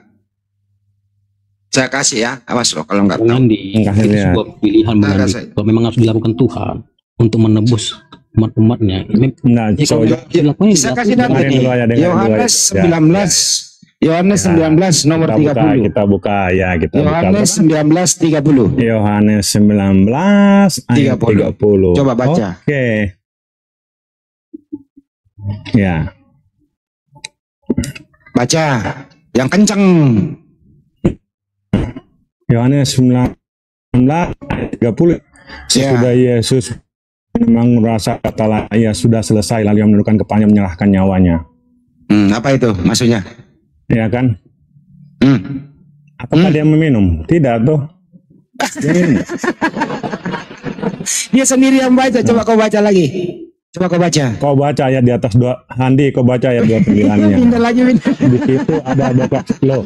Tidak, kau baca dulu, baca ulang lagi. Diulang dulu, baca lagi, diulang. Baca dulu 29-nya. Di situ ada suatu bekas penuh anggur asam. Ya, ada suatu bekas penuh anggur asam. Maka mereka mencucukkan bunga karang yang telah dicelupkan ke dalam anggur asam, mengunjukkannya ke mulut Yesus. Apakah Tuhan Yesus meminum? Bukan. Dia nomor 30-nya, nomor 30 baca. Anggur asam itu berarti dia mengunjukkannya nomor 30 baca. Kenapa sih kau lawan kamu? Iya. Tidak lawan data. Di 30 memang, di 30 itu bunyinya ya sudah itu ya semua anggur asam itu berkata. Jangan dipercepat. Slow baca desembilannya. Bacanya slow. Kenapa dilompatin? Saya baca slow. Coba slow. Sangat pelan ya. Ya coba. Setelah Yesus meminum anggur asam itu, berkatalah ia sudah selesai. Lalu ia menundukkan kepalanya dan menyerahkan nyawanya. Selesai. Yesus di situ minum atau tidak? Jangan dibiarkan dulu. Kau baca di 29-nya sayang. Kau baca di 29-nya dulu Handi. Loh, kau mau menggiring lagi. Kau baca 29-nya. Ya kau baca 29 sama 3. Kau baca 29 sampai 30. Nah, silakan. Ya, saya bacakan ya. Di 29, di situ ada suatu bekas penuh anggur asam, maka mereka mencucukkan, tahu mencucukkan nanti bunga karang yang telah dicelupkan dalam anggur asam pada sebatang hisop, lalu mengunjukkannya ke mulut Yesus.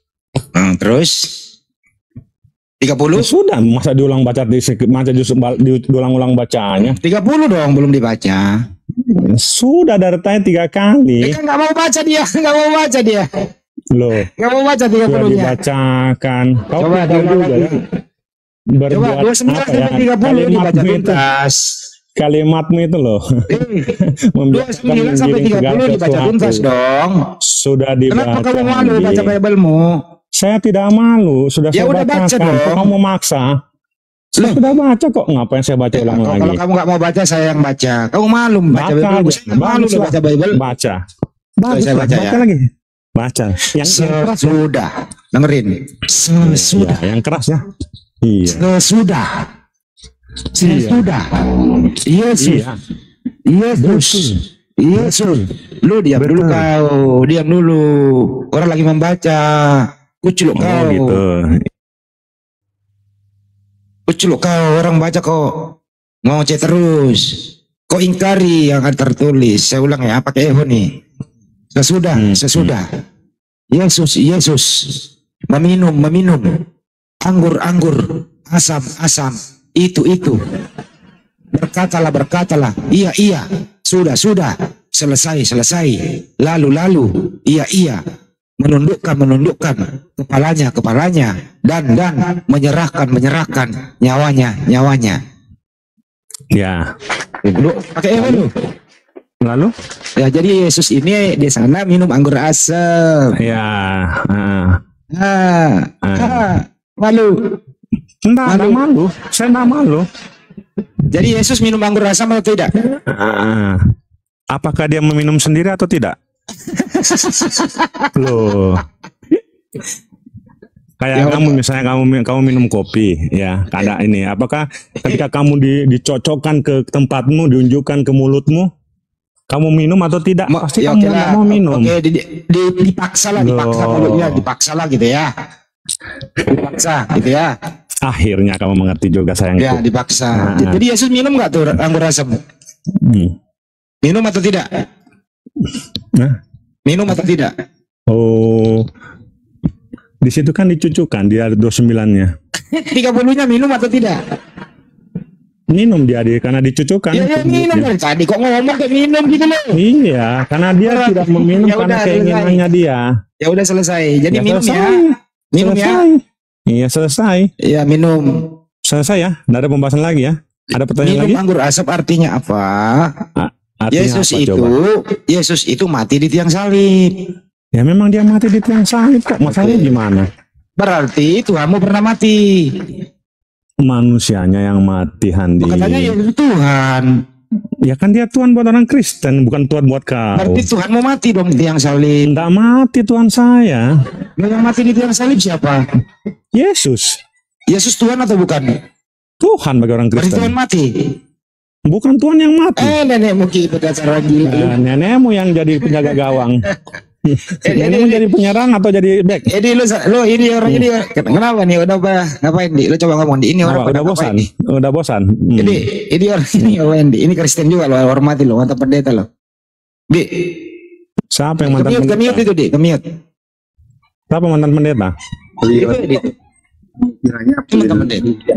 Yang mantan pendeta siapa nih? Itu Arus Hayat. Oh, Arus Hayat. Kau mantan pendeta apa Arus Hayat? Saya. Iya. Kita Hipergrace. Hipergrace gereja apa tuh ya? Gereja Hipergrace itu bisa GBI, bisa Karismatik ya? ya. Oh, berarti kau bekas pastor apa bekas apa nih? Atau hanya majelis saja? Pendeta ya? Aku pendetanya pendeta. Oh, pendetanya pendeta. Haleluya. Kau lulusan STT mana? STT JKI Jogja Salatiga. STT JKI Salatiga. JKI Salatiga. Oh, iya ya. Oh, bagus, hebat ya. Luar biasa Dari pendeta. dulu saya hebat mah. Oh, syukurlah. Iya, kalau udah hebat, nggak tahu TikTokan ya. Luar biasa memang.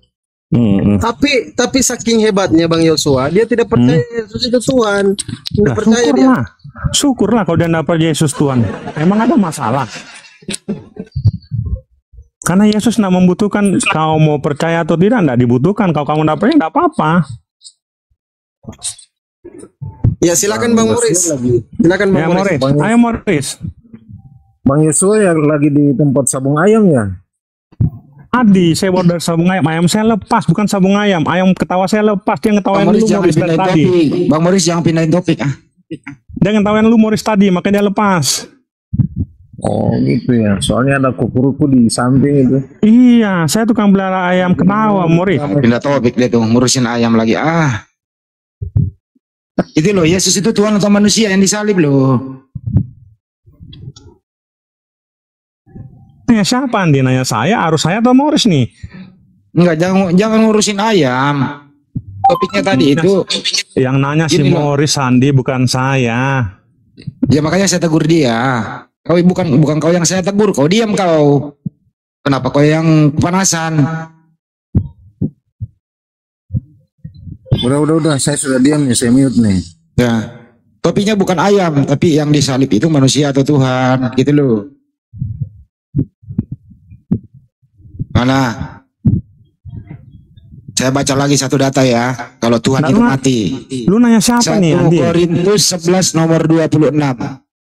Sebab setiap kali kamu makan roti ini dan minum cawan ini, kamu memberitakan kematian Tuhan sampai ia datang. Jadi yang mati itu Tuhan. Datanya ada 1 Korintus 11 nomor 26. Kematian Tuhan.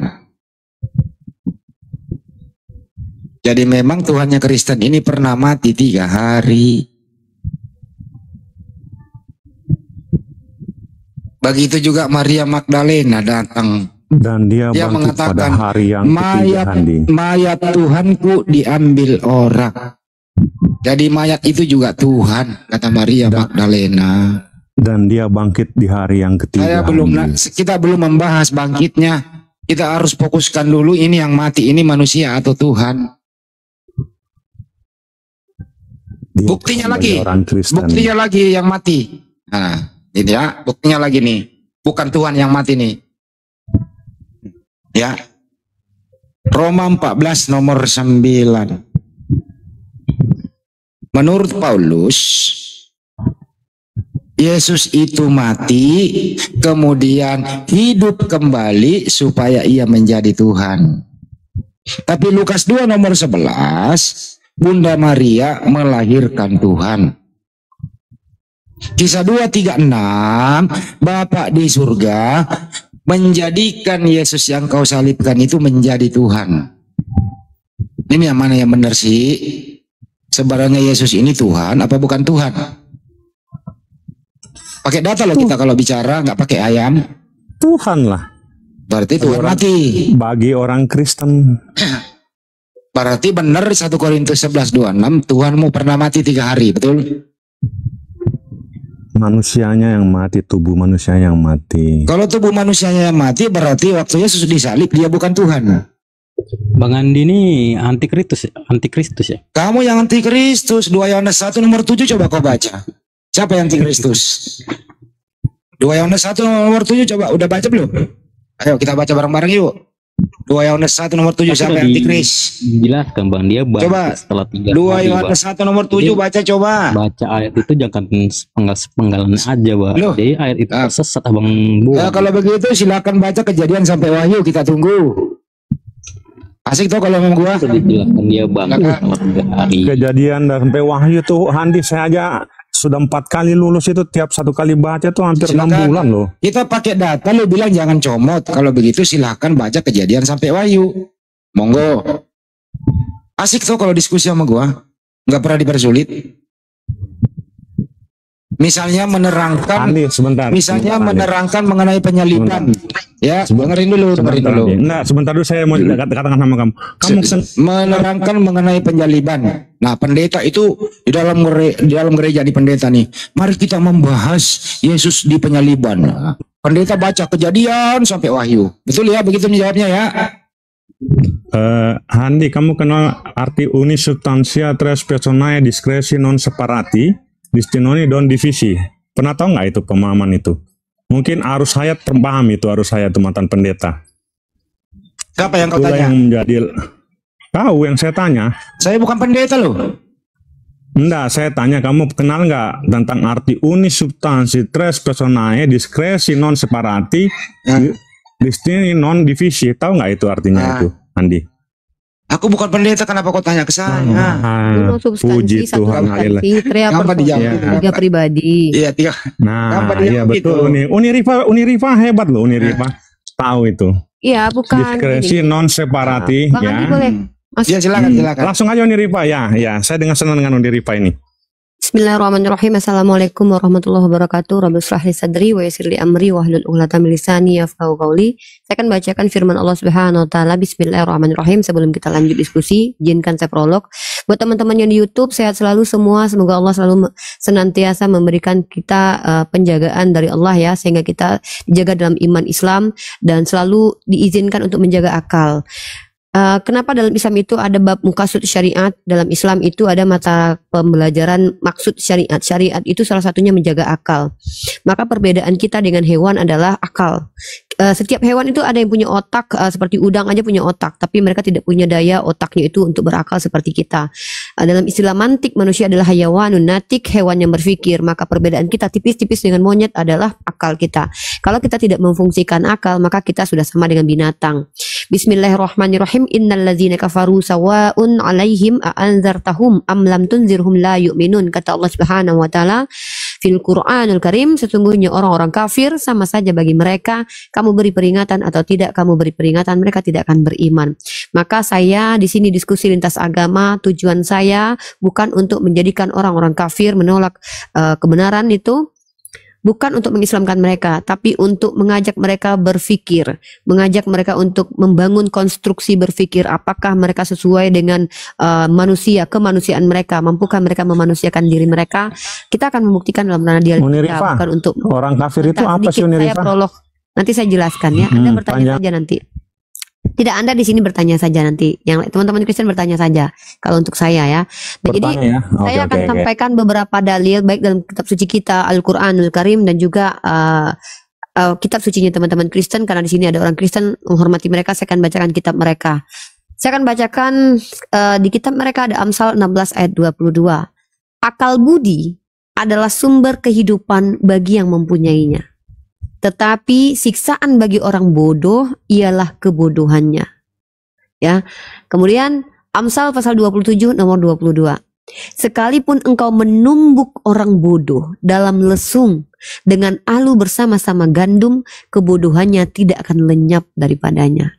Dalam Amsal 27 ayat 22, kebodohan itu sesuatu yang tidak akan lenyap. Tapi dalam Islam, afala yata'qilun, Allah trigger kita dalam Al-Quran. Apakah engkau tidak berpikir? Afala yatafakkaru, afala yatadabbaru. Al-Quran mengajak manusia untuk memfungsikan daya akal berpikirnya itu. Sehingga kita tidak tersesat dan tidak salah menuhankan Tuhan. Dan kita bisa membedakan mana Tuhan, mana manusia. Dan kita tidak akan menuhankan manusia dan memanusiakan Tuhan. Ini adalah standar dalam kitab suci Al-Quran. Kejahilan itu harus dihapuskan. Dan begitu juga dalam kitab sucinya orang Kristen. Maka mari kita saksikan bersama, apakah kita termasuk orang yang mempertahankan kebodohan dan bangga dengan kebodohan, atau orang yang ingin keluar dari situ, memanusiakan diri kita menjadi manusia. Amsal 19 nomor 3, kebodohan menyesatkan jalan orang, lalu gusarlah hatinya terhadap Tuhan. Ingat, kebodohan dalam iman Kristen dan iman Islam itu sesuatu yang tidak boleh dipertahankan. Baik, saudaraku Kristen, siapapun kalian yang ada di sini, Cok Jahat, Morris, Yosua, silahkan bertanya. Insya Allah saya akan coba menjawab pertanyaan kalian, karena itu adalah tanggung jawab saya sebagai muslimah yang diberikan oleh Allah ilmu pengetahuan walaupun hanya sedikit. Tidaklah Allah memberi ilmu pengetahuan melainkan hanya sedikit. Silakan brother bertanya tentang Islam. Kafara, Anda bertanya tentang kafir, Yosua? Ini saya bertanya ya, berarti Handi jangan bertanya dulu Handi ya. Saya bertanya sama Unirifa dulu. Kau diam dulu Handi ya. Kafir itu pengertiannya apa sih Unirifa? Tunggu dulu nih, kok dia Kenapa lu atur gua, Gor? Lagi dingin lu atur gua. Lu. Gua lagi nyantai, lu atur gua. Injak lu. Artinya tersakiti, Bang Handi. Sebenarnya yang saya tangkap dari diskusi tadi adalah ketika Bang Handi mempertanyakan pertanyaan logika terhadap ketuhanan apa yang dia imani, sebenarnya kenapa dia merasa tersakiti? Karena secara nalar tidak ada yang menerima Tuhan itu mati. Dia menjawab bahwa Tuhan itu tidak mati. Faktanya adalah memang kita menemukan literasi dan doktrin bahwa Tuhan itu pernah mati. Sebenarnya nalarnya berfungsi, tapi dia menolak. Bagaimana harus mengatakan bahwa Tuhan pernah mati sementara nalarnya sebagai manusia yang punya common sense itu tidak terima Tuhan itu mati. Tapi faktanya kitab sucinya mengatakan dia harus memberitakan kematian Tuhan. Dan ini menyakiti, betul. Kenapa para nabi itu mereka disiksa, dihajar, bahkan dibunuh? Karena ketika para nabi menyampaikan kebenaran, menjadi gusarlah orang-orang yang tidak benar. Dan mereka tersakiti. Hujah tak mampu dibalas dengan hujah. Pada akhirnya apa? Ad hominem. Menyerang pribadi. Tidak menyukai pribadi seseorang. Ini yang terjadi kepada nabi terdahulu ketika menyampaikan kebenaran, pada akhirnya mereka dibunuh. Nah, jadi kita para pendakwah yang disampaikan dalam Al-Quran, penyeru kaum kafir sama seperti pengembala berteriak kepada hewan ternak. Nah, tidak semua orang-orang yang berada di Zoom atau di ruang TikTok ini adalah orang-orang yang betul-betul mencari ilmu pengetahuan. Bisa saja mereka adalah orang yang ketrigger mendengarkan Tuhan yang dibicarakan dan dia sadar bahwa selama ini tidak pernah membahas Tuhan yang pernah mati. Lalu kita hadiahkan kepada mereka bahwa kalian adalah orang yang menuhankan Tuhan yang terkutuk di tiang salib. Mereka kaget dan syok karena mereka tidak pernah membaca dan membahas ini di ruang lingkup kehidupan mereka sehari-hari. Berbeda dengan umat Islam, Al-Quran adalah bagian dari kehidupan kita yang tak akan terpisahkan. Apapun kejadian, apapun tindakan, kita harus back to Al-Quran. Dalil-dalil Al-Quran bukan hanya ada di dalam kitab saja, tapi juga dalam hati kita. Bahkan sebodoh-bodohnya umat Islam, mereka wajib melafazkan ayat Al-Quran yang adalah umul kitab Al-Fatihah. Mereka wajib menghafalkan itu. Nah, jadi Sebentar. Mereka tersakiti dengan hal seperti itu. Dia ingin bertanya, itu waktu dia loh. Sebelum saya kasih kamu kesempatan bertanya, izinkan saya terakhir untuk menyampaikan. Iya, naikkan dulu Bang Yosua, Ibaratkan, dia belum selesai bertanya. Bentar dulu. Jangan coba jadi penjajah. Gini.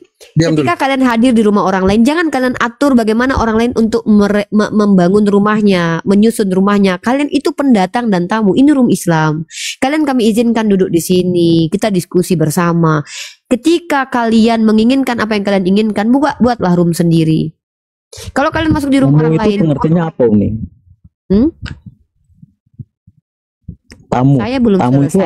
Saya belum selesai. Kamu belum diizinkan bicara. Minimal tidak punya adab. Bawalah Roh Kudus kalian. Ini saya jawab dulu nih. Tamu itu dihormati kalau datang buka sendal. Tapi ini tamunya tadi habis injak tai babi masuk ke rumah orang. Ya nggak dihormati lah. Itu maksudnya. Paham ya? Tapi enggak, Bang Andi lagi diam, lagi ngopi-ngopi, merokok-merokok, diganggu lagi. Nggak, Bang Andi kok bisa berujung itu? Masalah sama Bang Andi tuh. Jadi sekali lagi saya ulang ya, tamu itu dihormati kalau masuk baik-baik, buka sendal, dipersilakan duduk, dihormati bikin kopi. Tapi kalau tamu itu datang habis injak tai babi, habis makan babi, tidak gosok gigi, ya nggak dihormati lah, gitu loh. Gimana mau dihormati, orang ngotorin rumah orang kan gitu. Mudah-mudahan ngerti nih, lanjut. Bertanya, kalau ke saya silakan bertanya, insya Allah, karena pertanyaan kalian adalah ilmu bagi saya, karena saya akan mencari jawabannya. Bukan berarti saya pintar, tapi saya akan mengupayakan untuk mencari informasi terkait apa yang kalian inginkan. Silakan kalian bertanya. Umat Kristen silakan naik ke atas. Bukan hanya saya yang menjawab, nanti akan dibantu oleh guru saya Ustadz Tahta untuk menjawab. Ini giliran Bang Yosua sebetulnya bertanya. Silakan Bang Yosua naik. Kenapa kalian ini ketika kalian disuruh bicara, kalian lemparkan ke orang lain. Ketika kalian tidak diizinkan bicara, kalian bicara. Maunya kalian sebenarnya apa? Masuk ke ranah dialektika ini untuk apa? Pansos. Kita menghargai Bang Yosua. Dia tadi belum Kalau pemilik rumah tidak mengizinkan seseorang masuk, Anda sebagai tamu siapa mengizinkan orang lain masuk ke rumah orang lain? Anda tidak diajarkan adab, nggak masalah, tapi minimal bawa Roh Kudus. Apakah Anda tidak diajarkan? Ini bukan rumah, kebijaksanaan. Ini ruang diskusi gitu. Jadi nah, ruang diskusi ini milik seseorang yang adalah Muslim. Siapapun berhak memasukkan dan mengeluarkan orang-orang yang di Komal ini. Dan Anda siapa? Anda kesini mau ngapain? Kalau Anda hanya ingin mencari curhat seperti nenek-nenek yang kehilangan sendal, ngapain di sini, brother? Dia seperti sopan. Bacain 2 Yohanes 1 dulu nih. Bacain 2 Yohanes 1 deh. 10 sampai 11. Saya ingin mendengar pertanyaan dia gitu. Diam dulu. Dibacain dulu 2 Yohanes 1 10 sampai 11. Yohanes 1. Sebentar, 2 Yohanes 1 nomor 10. Diam dulu. Diam dulu. 2 Yohanes 1 nomor 10 sampai 11.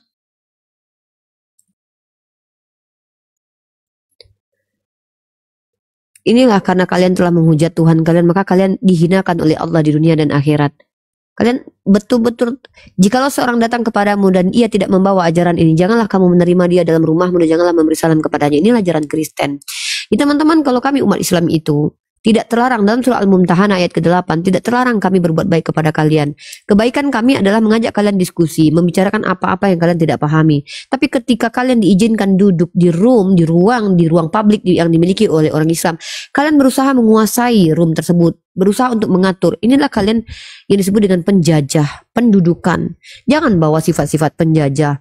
Ketika hadir di ruang orang lain, silakan berbicara ketika telah diizinkan. Atau kita ada istilahnya, kalian boleh interupsi. Kalau tidak diajarkan adab, minimal kalian bawalah Roh Kudus. Ya, silakan. Ini Anda berbicara kitab, seakan-akan kitab ini adalah kitab yang sangat apa gitu, tidak manusiawi. Sementara sangat apa? Saya tidak tahu maksudnya sangat apa. Apanya apa? Kitab Anda lebih parah. Saya tidak mengerti bahasamu itu, brother. Seolah-olah kitab ini sangatlah apa? Berarti pengetahuan Anda terbatas gitu, tidak paham dengan apa yang saya katakan. Kalau saya tidak mengerti ODGJ, bukan berarti saya pengetahuannya terbatas. Nggak mungkin saya harus mengerti ODGJ. Diksi kamu itu harus kamu perbaiki. Nih, kamu membaca kitab seolah-olah kamu menganggap kitab ini kitab apa-apa. Kamu punya masalah berat apa dalam hidup kamu? Kalau kamu ingin curhat, cari rumah Mama Dede. Ini ruang dialektika, tempat kita berhujah, tempat kita berargumentasi. Kalau kamu tidak sanggup, jangan naik, komandan. Di bawah saja belajar. Naik ke atas ini, jangan curhat, brother. Tanya, saya suruh kamu bertanya tentang agama saya. Kalaupun kamu ingin bertanya tentang agama kamu, silakan. Insya Allah, bisa jadi saya lebih paham agama kamu ketimbang kamu sendiri. Silakan, brother. Kamu mau mempertanyakan apa? Doktrin Trinitas? Atau kamu mau bertanya dari siapa doktrin Trinitas itu muncul? Atau kamu mau mempertanyakan sejarah gereja ke saya? Atau kamu mau bertanya bagaimana kitab kalian itu bisa hadir? Silahkan, itu ilmu buat kamu. Ya, kami menghormati kalian, memanusiakan kalian. Terkadang kalian yang tidak memanusiakan diri kalian. Ketika kalian sudah membinatangkan diri kalian, kenapa kami harus memanusiakan kalian? Oke? Seburuk-buruknya manusia, memanusiakan manusia gitu nih. Iya, kamu tetap manusia yang buruk. Seburuk-buruknya kamu, tetap kamu manusia, tapi kamu manusia yang buruk. Jangan merendahkan martabat manusia. Merendahkan martabat orang lain. Gini, mengatakan kotoran itu bau, itu bukan berdusta. Ketika kamu menunjukkan keburukan kamu di hadapan publik, kamu mengatur komal orang lain, dan kamu berkata sesuatu yang tidak sesuai dengan substansi pembicaraan kita, dan bahkan diksi-diksimu pun tidak jelas kami pahami. Lalu saya mencoba untuk mengkonfirmasi apa yang kamu maksud, dan kamu tantrum. Kamu tidak bisa menerima kritikan orang lain. Karena kamu apa? Karena kamu sendiri adalah orang yang menolak. Coba saya tanya kepada kamu lagi. Ketika kamu bilang, Uni membaca kitab seolah-olah kitab itu apa? Apa? Saya tidak ngerti apa. Apa yang bagaimana? Apa? Ya, Anda mencari apa? Mempelajari kitab apa? kamu. Coba jelas diksi kamu. Gitu. Mencari kesalahan. Saya bacakan kitab Amsal pasal 16:22. Akal budi adalah sumber kehidupan bagi yang mempunyai. Tetapi siksaan bagi orang bodoh ialah kebodohannya. Saya tanya, ini kesalahan atau kebenaran?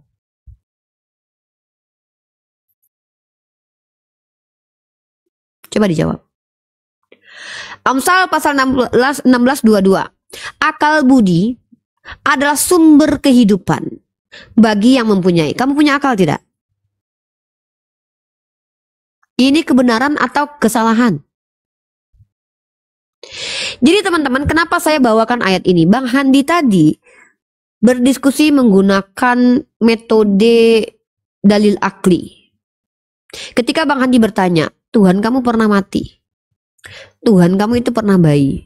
Maka dijawab oleh teman-teman kita Kristen dengan sangat-sangat saya dengarkan tadi. Itu suara ya, kita bisa analisis. Ketidaknyamanan.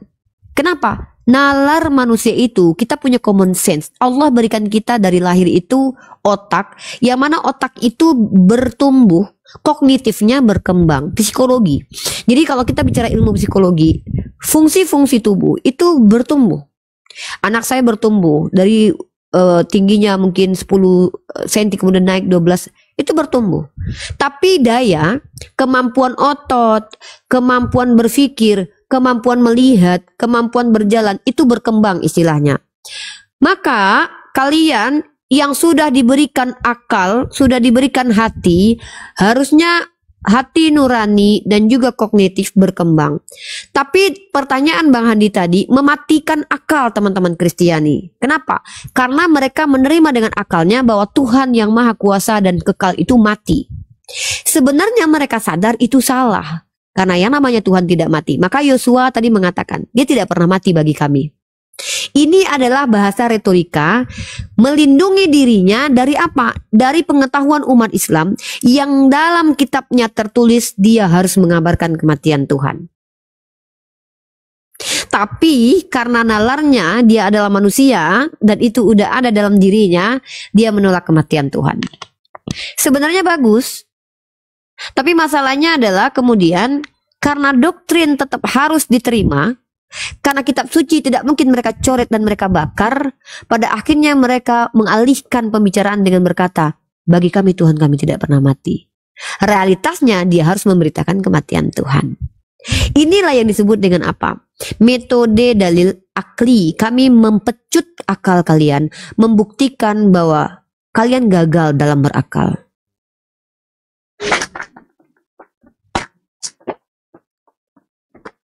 Makanya saya minta kalian lebih baik bertanya saja. Saya bukan berarti merasa lebih hebat. Tidak, saya pelajar. Ketika kalian bertanya, pertanyaan kalian yang tidak bisa saya jawab, saya akan carikan jawabannya. Kalau pertanyaan itu saya bisa jawab, insya Allah saya coba jawab untuk memberitahukan kepada kalian. Kalian berhak mendapatkan ilmu pengetahuan. Saya berkewajiban menyampaikan ilmu pengetahuan. Kewajiban dari mana? Agama saya yang ajarkan. Sampaikanlah dari Nabi saya walaupun hanya satu ayat.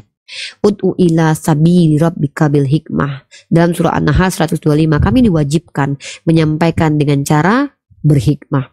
Saya ajak kalian berpikir, Ayo renungkan, apakah kalian percaya Tuhan yang kekal itu mati? Ketika kreator sendiri mati, maka masihkah dia layak dikatakan Tuhan? Itu yang diajak sama Bang Handi tadi.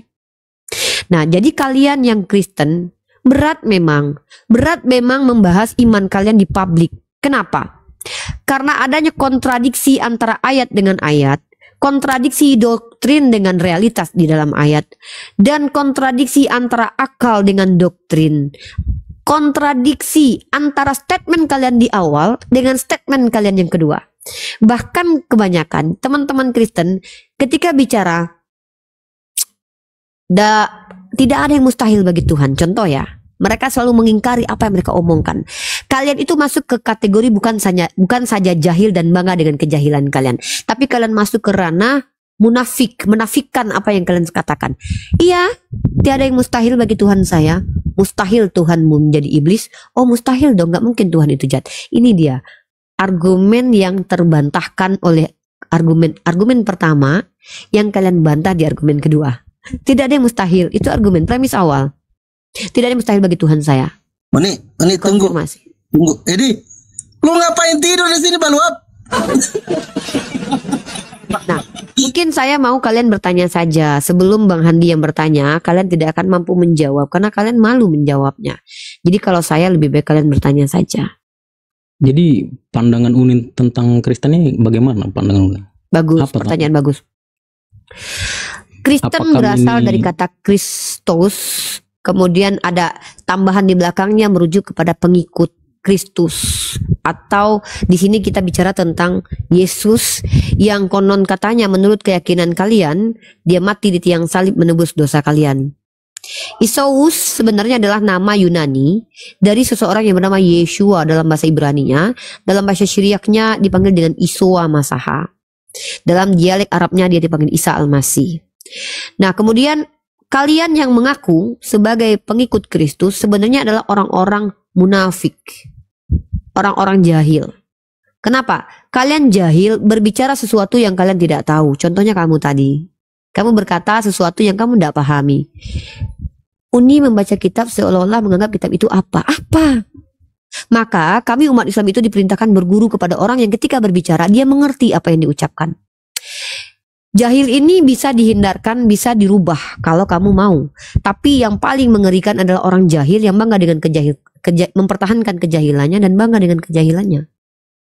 Nah, maka Kristen itu siapa? Kristen harusnya adalah pengikut Yesus. Tapi apakah betul kalian Kristen? No. Kalian hanya mengaku Kristen padahal kalian penyembah Kristus. Itulah kalian. Jadi bagaimana? Saya nggak tahu Bang Edi mungkin beda. Enggak. Jadi bagaimana dengan kata dia? Berbahagialah yang tidak melihat aku namun percaya.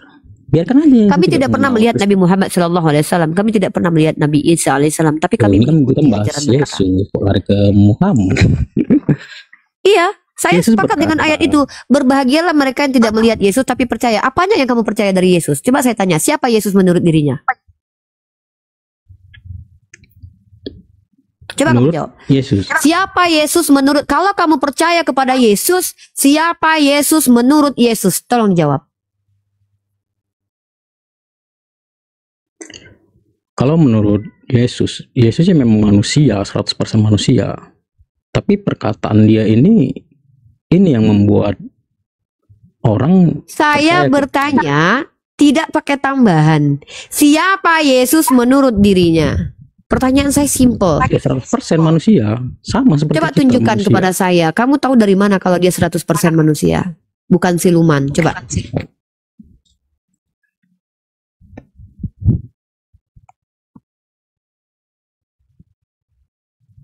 Silakan. Bacakan.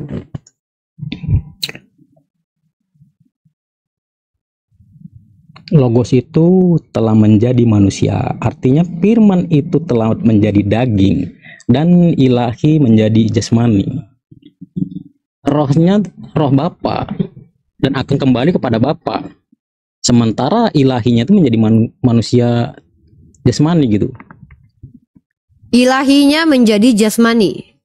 Iya, ilahinya itu yang menjadi manusia gitu. Pertanyaan saya, Ilahi yang menjadi jasmani ini apakah manusia ataukah ilahi, atau separuh manusia, separuh ilahi, atau siluman? Coba dijawab. Ya manusia, sepenuhnya manusia. Tapi rohnya roh Bapa gitu. Rohnya Maka adalah dia roh berkata, Bapa. Sebentar, kita maka dia langsung TikTok berkata, saja. Rohnya Yesus adalah roh ilahi, betul? Saya belum selesai. Oke. Gimana? Rohnya Yesus adalah roh ilahi. Berarti ada roh Tuhan yang numpang di daging manusia. Sementara firman itu menjadi manusia. Pertanyaan saya, apanya yang ilahi di diri Yesus? Jasmaninya. Jasmaninya adalah ilahi. Maka yang mati di tiang salib adalah ilahi, begitu? Ya. Yang terluka itu adalah ilahi. Daging itu adalah ilahi. Yang mengeluarkan darah adalah ilahi. Iya. Kamu menyembah daging. Menyembah daging. Anda itu bahasa kasarnya gitu. Jadi kalau kita bahasa halusnya, Kenapa kamu terganggu dengan bahasa yang jelas? Ketika kamu katakan bahwa daging Yesus adalah ilahi, kelaminnya juga ilahi, maka kamu penyembah kelamin, penyembah daging.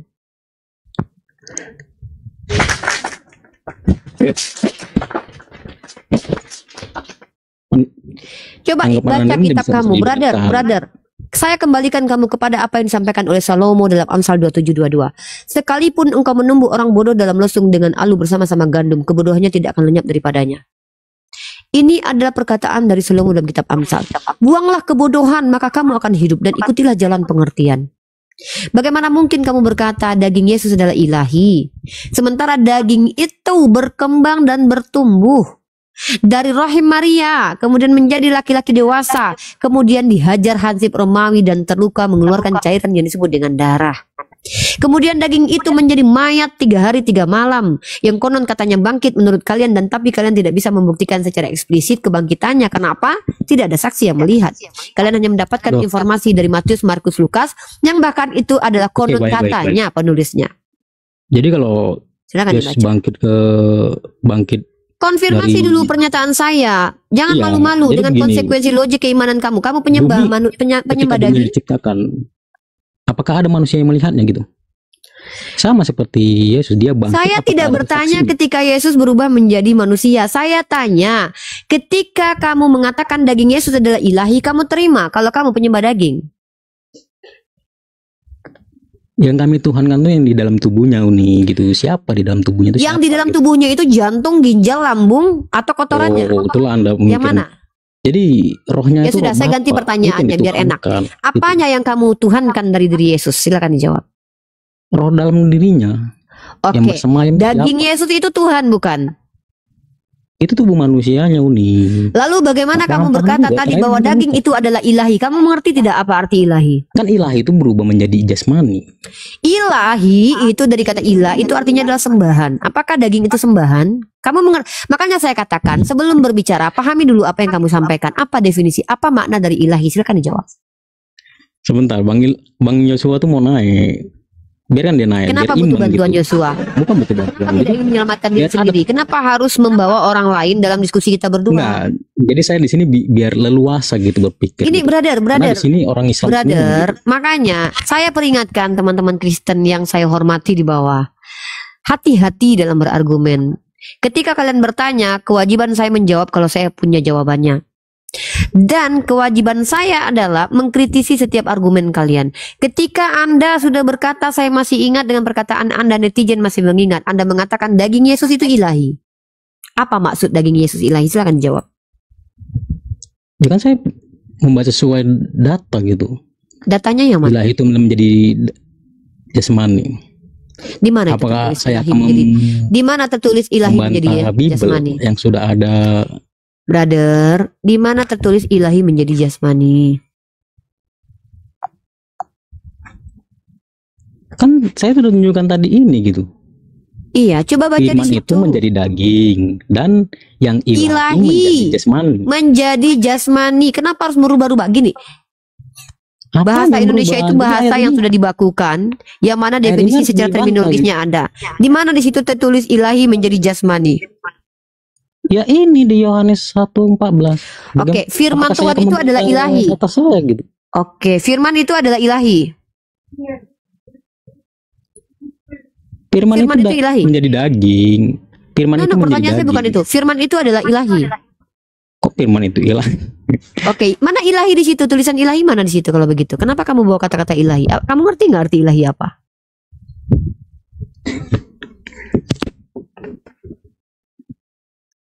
Yang jelas ini udah ada di Bible. Apa yang jelas? Apakah saya yang Apa yang jelas dari tadi? berbicara? Apakah saya Apa yang ngomong? jelas?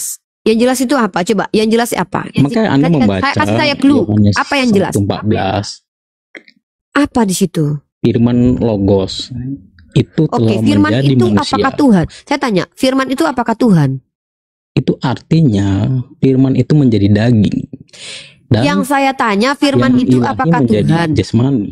Kenapa sulit? Jadi benar kamu dibilang dengar saya ngomong nggak? di Bible. Ya, sebentar nih.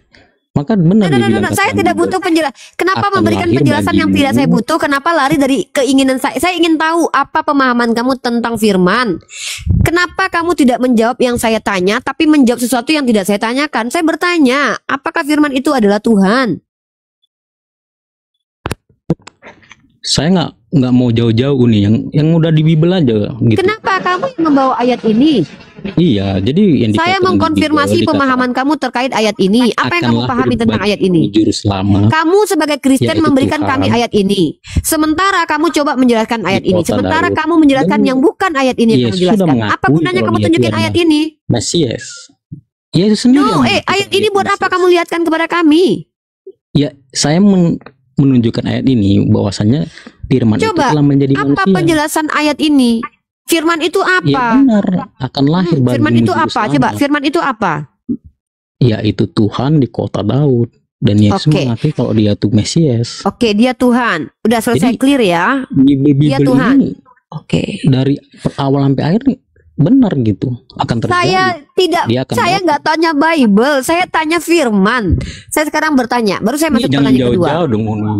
Yang Kok itu di luar kemampuan saya firman itu. Kalau kamu Sampai- tidak mampu, jangan coba untuk menjelaskan.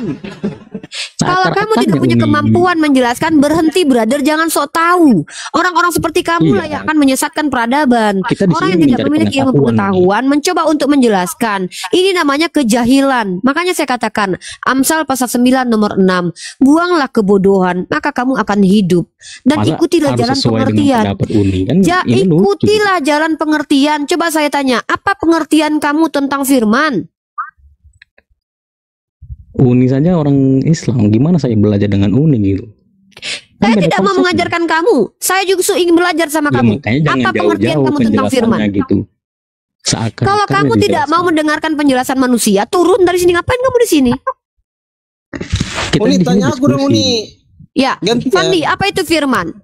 Firman itu adalah perkataan dari Tuhan semesta alam beserta isi. Simple. Jawabannya simple. Tidak berbelit-belit. Tidak membuat sakit perut, tidak membuat pusing kepala dan migrain. Begitulah umat Islam. Sangat-sangat very very clear. Kenapa kalian mempersulit kehidupan kalian? Buanglah kebodohan, maka kamu akan hidup. Dan ikutilah jalan pengertian. Ini Amsal pasal 9 nomor 6. Kenapa kalian memperkaya orang jual obat sakit kepala? Ini ruang dialektika. Kita di sini transfer knowledge, transfer pengetahuan. Kalau kamu tidak tahu, silakan kami yang kasih tahu. Maka silakan bertanya. Dari tadi kamu kasih ayat-ayat kepada saya, tapi kamu tidak ngerti ayat itu apa. Hah? Ya betul yang di bawah typing. Sulit menjadi teman-teman Kristen jujur. Saya tidak butuh teman-teman Kristen yang pintar. Kita butuh teman-teman Kristen yang jujur, mengakui Iya, tapi kan doktrin yang penjelasan saya diimani. berbeda Uni. Apakah penjelasan saya harus sesuai dengan pendapat Uni? Apa yang kamu jelaskan Kan dari tidak. tadi? Yang kamu jelaskan apa? Makanya buka dulu data yang saya miliki ini gitu. Yang tadi saja belum selesai, kamu udah pergi ke data baru. Saya tanya Iya. apa itu firman? Iya kan lah, iya nih tunjukin datanya gitu. Apa pengertian Ya, silakan. di sini kan terbukti gitu.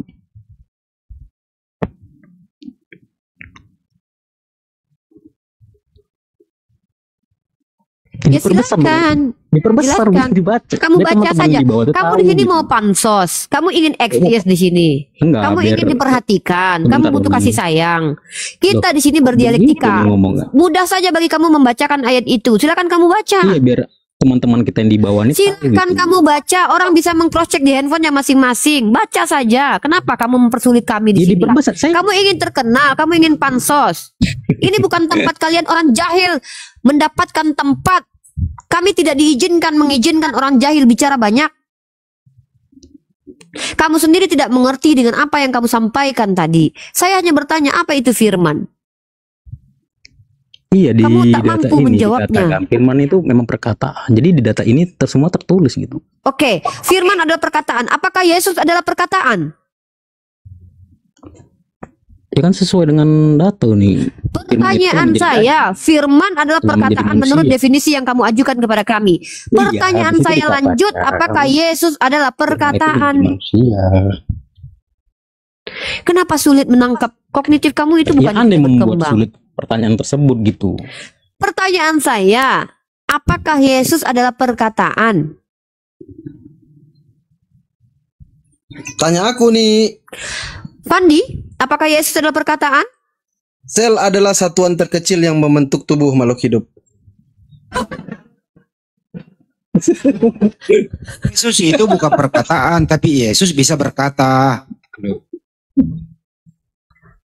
Nah, maka kenapa dari tadi saya mengulang-ulang Amsal pasal 9 nomor 6? Kita membuktikan mereka hanya mengencingi ayat-ayat ini. Mereka tidak berpatokan kepada ayat ini. Kalau mereka mengakui bahwa ini adalah firman Tuhan, mereka akan ikuti. Buanglah kebodohan, maka kamu akan hidup. Dan ikutilah jalan pengertian. Apa yang kamu mengerti dari ayat yang kamu bawa? Kami tidak sedang menghakimi kalian. Kami mengajak kalian untuk masuk ke ranah logika berpikir yang sistematis, yang terrekonstruksi dengan baik dan benar. Andai Jadi kamu menurut menolak Uni, ide dan ajaran yang gagasan benar itu kami. ajaran yang Uni miliki Oke. gitu. Saya Itu akan menurut sampaikan. Saya akan jelaskan kepada kamu. Apa Iya, arti menurut kebenaran? Uni ajaran yang benar itu No. ajaran Saya yang tidak mau sempurna pakai itu menurut saya. ajaran Islam gitu. Saya tidak pernah mengatakan menurut saya. Ya kan Uni sering Saya bilang kalau seorang ajaran Uni itu maha- ajaran sempurna. Saya belum selesai, kenapa memotong? Coba lu orang kalau ngomong satu orang satu jangan semua. Awak nih, I dah cakap. Kalau you tanya biarkan I jawab. I jawab you potong lagi. Macam mana telinga you dengan mulut bisa fungsi sama-sama? Telinga mendengar, mulut bercakap. Senyap je dulu, biar I cakap. Oi Pandi? Ya, saya tak bicara pasal kebenaran menurut diri saya. Tak boleh. Kami umat Islam tidak boleh kebenaran menurut saya. No, dalam agama Islam. Tapi menurut sisi akademis, definisi yang dimunculkan para ahli tata bahasa, sosiologi, para ilmuwan. Kebenaran dalam ilmu filsafat artinya adalah apa? Persesuaian. Maka ketika kamu bicara klaim, itu harus sesuai. Kalau tidak sesuai berarti tidak benar. Contoh, saya berkata, saya adalah bidadari. Realitanya saya harus membuktikan kalau saya adalah bidadari. Kecuali saya melanjutkan penjelasan. Saya adalah bidadari di hati Fandi. Maka konfirmasinya adalah Fandi. Tapi kalau kamu bicara sesuatu dan kamu tidak bisa membuktikan klaim itu tidak benar. Maka kebenaran di sini konteksnya kita gunakan universal. Karena kalau saya bicara dari sisi agama saya, itu adalah kebenaran subjektif. Kebenaran dari sisi iman saya. Kamu berhak menolak. Tapi ketika saya mampu menunjukkan kebenaran subjektivitas saya dari sisi agama saya itu adalah benar, kenapa kamu tolak? Secara universal tidak terbantahkan. Contoh, kalau saya katakan innal ladzina kafaru sawa'un 'alaihim a'anzartahum am lam tunzirhum la yu'minun. Ini sudah terbukti berkali-kali berapa banyak orang-orang kafir yang ketika sudah ditunjukkan ayat mereka sendiri mereka masih berkelit. Artinya ini benar. Maka ini betul firman Allah. Apa definisi firman? Firman berasal dari kata farman, dari bahasa Persia, artinya adalah dekret keputusan para pemimpin. Maka Al-Quran sebenarnya bukan hanya sekedar firman, karena bukan hanya sekedar dekret dan keputusan Allah, tapi di situ menceritakan kisah-kisah gaib. Makanya Al-Quran lebih tepatnya menggunakan bahasa aslinya adalah kalam Allah, perkataan Allah. Apakah Apakah betul? Maka kalian silakan buktikan bahwa ini bukan perkataan Allah. Allah sudah kasih challenge-nya. Bismillahirrahmanirrahim. Wa in kuntum fi raibim mimma nazzalna ala abdina fa'tu bi suratim mim mislih. Kalau kalian ragu dengan apa yang diturunkan kepada nabi kami, buatlah semisal satu surah saja. 1400 tahun. Sudahkah ada orang yang bisa menandingi Al-Quran? Kalau kita bicara tentang Bible karangan Lukas, Bible karangan Matius, Bible karangan Yohanes, itu berbeda-beda. Dibuat oleh manusia, ditiru oleh manusia. Bible karangan Thomas apokrifa, Bible karangan Filipus apokrifa, disembunyikan. Bible karangan Maria Magdalene dibuang ke belakang. Bible karangan Barnabas dibuang ke belakang. Artinya ada orang-orang yang mampu meniru karya manusia yang disebut dengan Biblos. Sementara Al-Quran adalah kalam Allah. Tak ada yang mampu membuat ciptaan, meniru ciptaan Allah. Kita ini adalah kreator juga. Saya juga pencipta. Pencipta apa? Saya menciptakan jurnal, menghadirkan jurnal.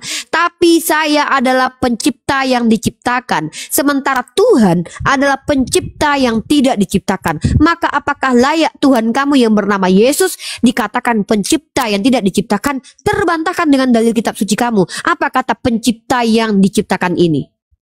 Aku tidak dapat berbuat apa-apa dari diriku sendiri. Bisakah dia dikatakan pencipta yang tidak diciptakan? Prima causa? Tak bisa. Jadi saya mengajak kamu berpikir dalam konteks universal, bukan doktrin saya. Tapi walaupun begitu, saya tetap harus menjelaskan iman saya. Silakan kalian memilih. Menurut kalian make sense, masuk Islam. Tidak make sense, tinggalkan Islam. Karena Islam untuk orang-orang berakal. Saya buktikan kalau kamu tidak berakal, maka kamu tak layak menjadi orang Islam. Buktinya apa? Apa buktinya kamu tidak berakal? Kamu tidak mampu menjelaskan kepada saya apa itu firman. Itulah kamu dikatakan tidak berakal. Kamu punya otak, tapi tidak berakal. Udang pun punya otak. Tapi saya tidak masalah, kami tidak mendiskreditkan kalian. Bahkan Allah saya menyeru kepada Nabi Ibrahim alaihissalam tentang orang Majusi. Bukankah dia adalah hambaku? Kami tidak terlarang berbuat baik kepada kalian dalam surah Al-Mumtahanah ayat ke-8. Tapi perkara kebenaran harus disampaikan karena ini membantu kalian untuk selamat perkara akhirat. Kalian terima silakan, tidak terima tak masalah karena kami hanya menyampaikan la ikraha fiddin. Tidak ada paksaan dalam agama. Tapi ketika kamu tersakiti dengan iman kamu sendiri yang mengatakan Tuhan kamu mati dan kami konfirmasi apakah kalian penyembah mayat? Kalian tersakiti? Itu bukan salah kami, tapi itu adalah kesalahan kalian yang mengimani doktrin yang bertentangan dengan akal. Begitu, brother. Silakan.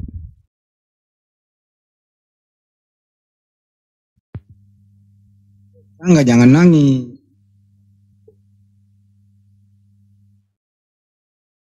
Yang nangis siapa, Bang? Itu Silakan ditanggapi. Ajukan gagasan kamu. Ajukan ide dan gagasan kamu. Jadi kalau Uni mengatakan Al-Quran itu adalah ajaran yang paling sempurna ataupun benar, itu tidak bisa. Kamu tidak berakal dari tadi. Saya katakan Al-Quran kalam Allah. Kamu tidak menangkap, kognitif kamu bermasalah. Iya, jadi bagaimana kalau kalam Allah? Saya tidak pernah mengatakan apa yang kamu sampaikan. Sejak kapan saya menyampaikan? Kenapa harus menerjemahkan perkataan orang lain? Mengatakan kalam Al-Quran itu kalam Allah. Tapi bagaimana kalau bertentangan dengan hadis Nabi gitu? Apakah itu bisa dibenarkan gitu? Hadis Nabi itu artinya apa? Coba dijelaskan ke saya. Ya kan sabda-sabda yang dilakukan Nabi terus diriwayatkan oleh sahabat-sahabatnya gitu. Hadis itu jadi kalau bertentangan adalah dengan sabda. Allah, gimana coba? Ngomong dulu. Coba tunjukkan kepada saya bahwa parameter Al-Quran itu harus sejalan dengan hadis. Karena hadis itu ada klasifikasinya. Hadis sahih. Di Al-Quran mengatakan aku tidak akan mengajab saya seorang ini hamba kenapa kalau dia sebenarnya kamu bukan bodoh, tapi kamu ingkar. Saya masih bicara, kamu sudah memotong. Kamu belum menangkap poin saya. Kamu tidak mengerti hadis. Hadis berasal dari kata apa? Coba.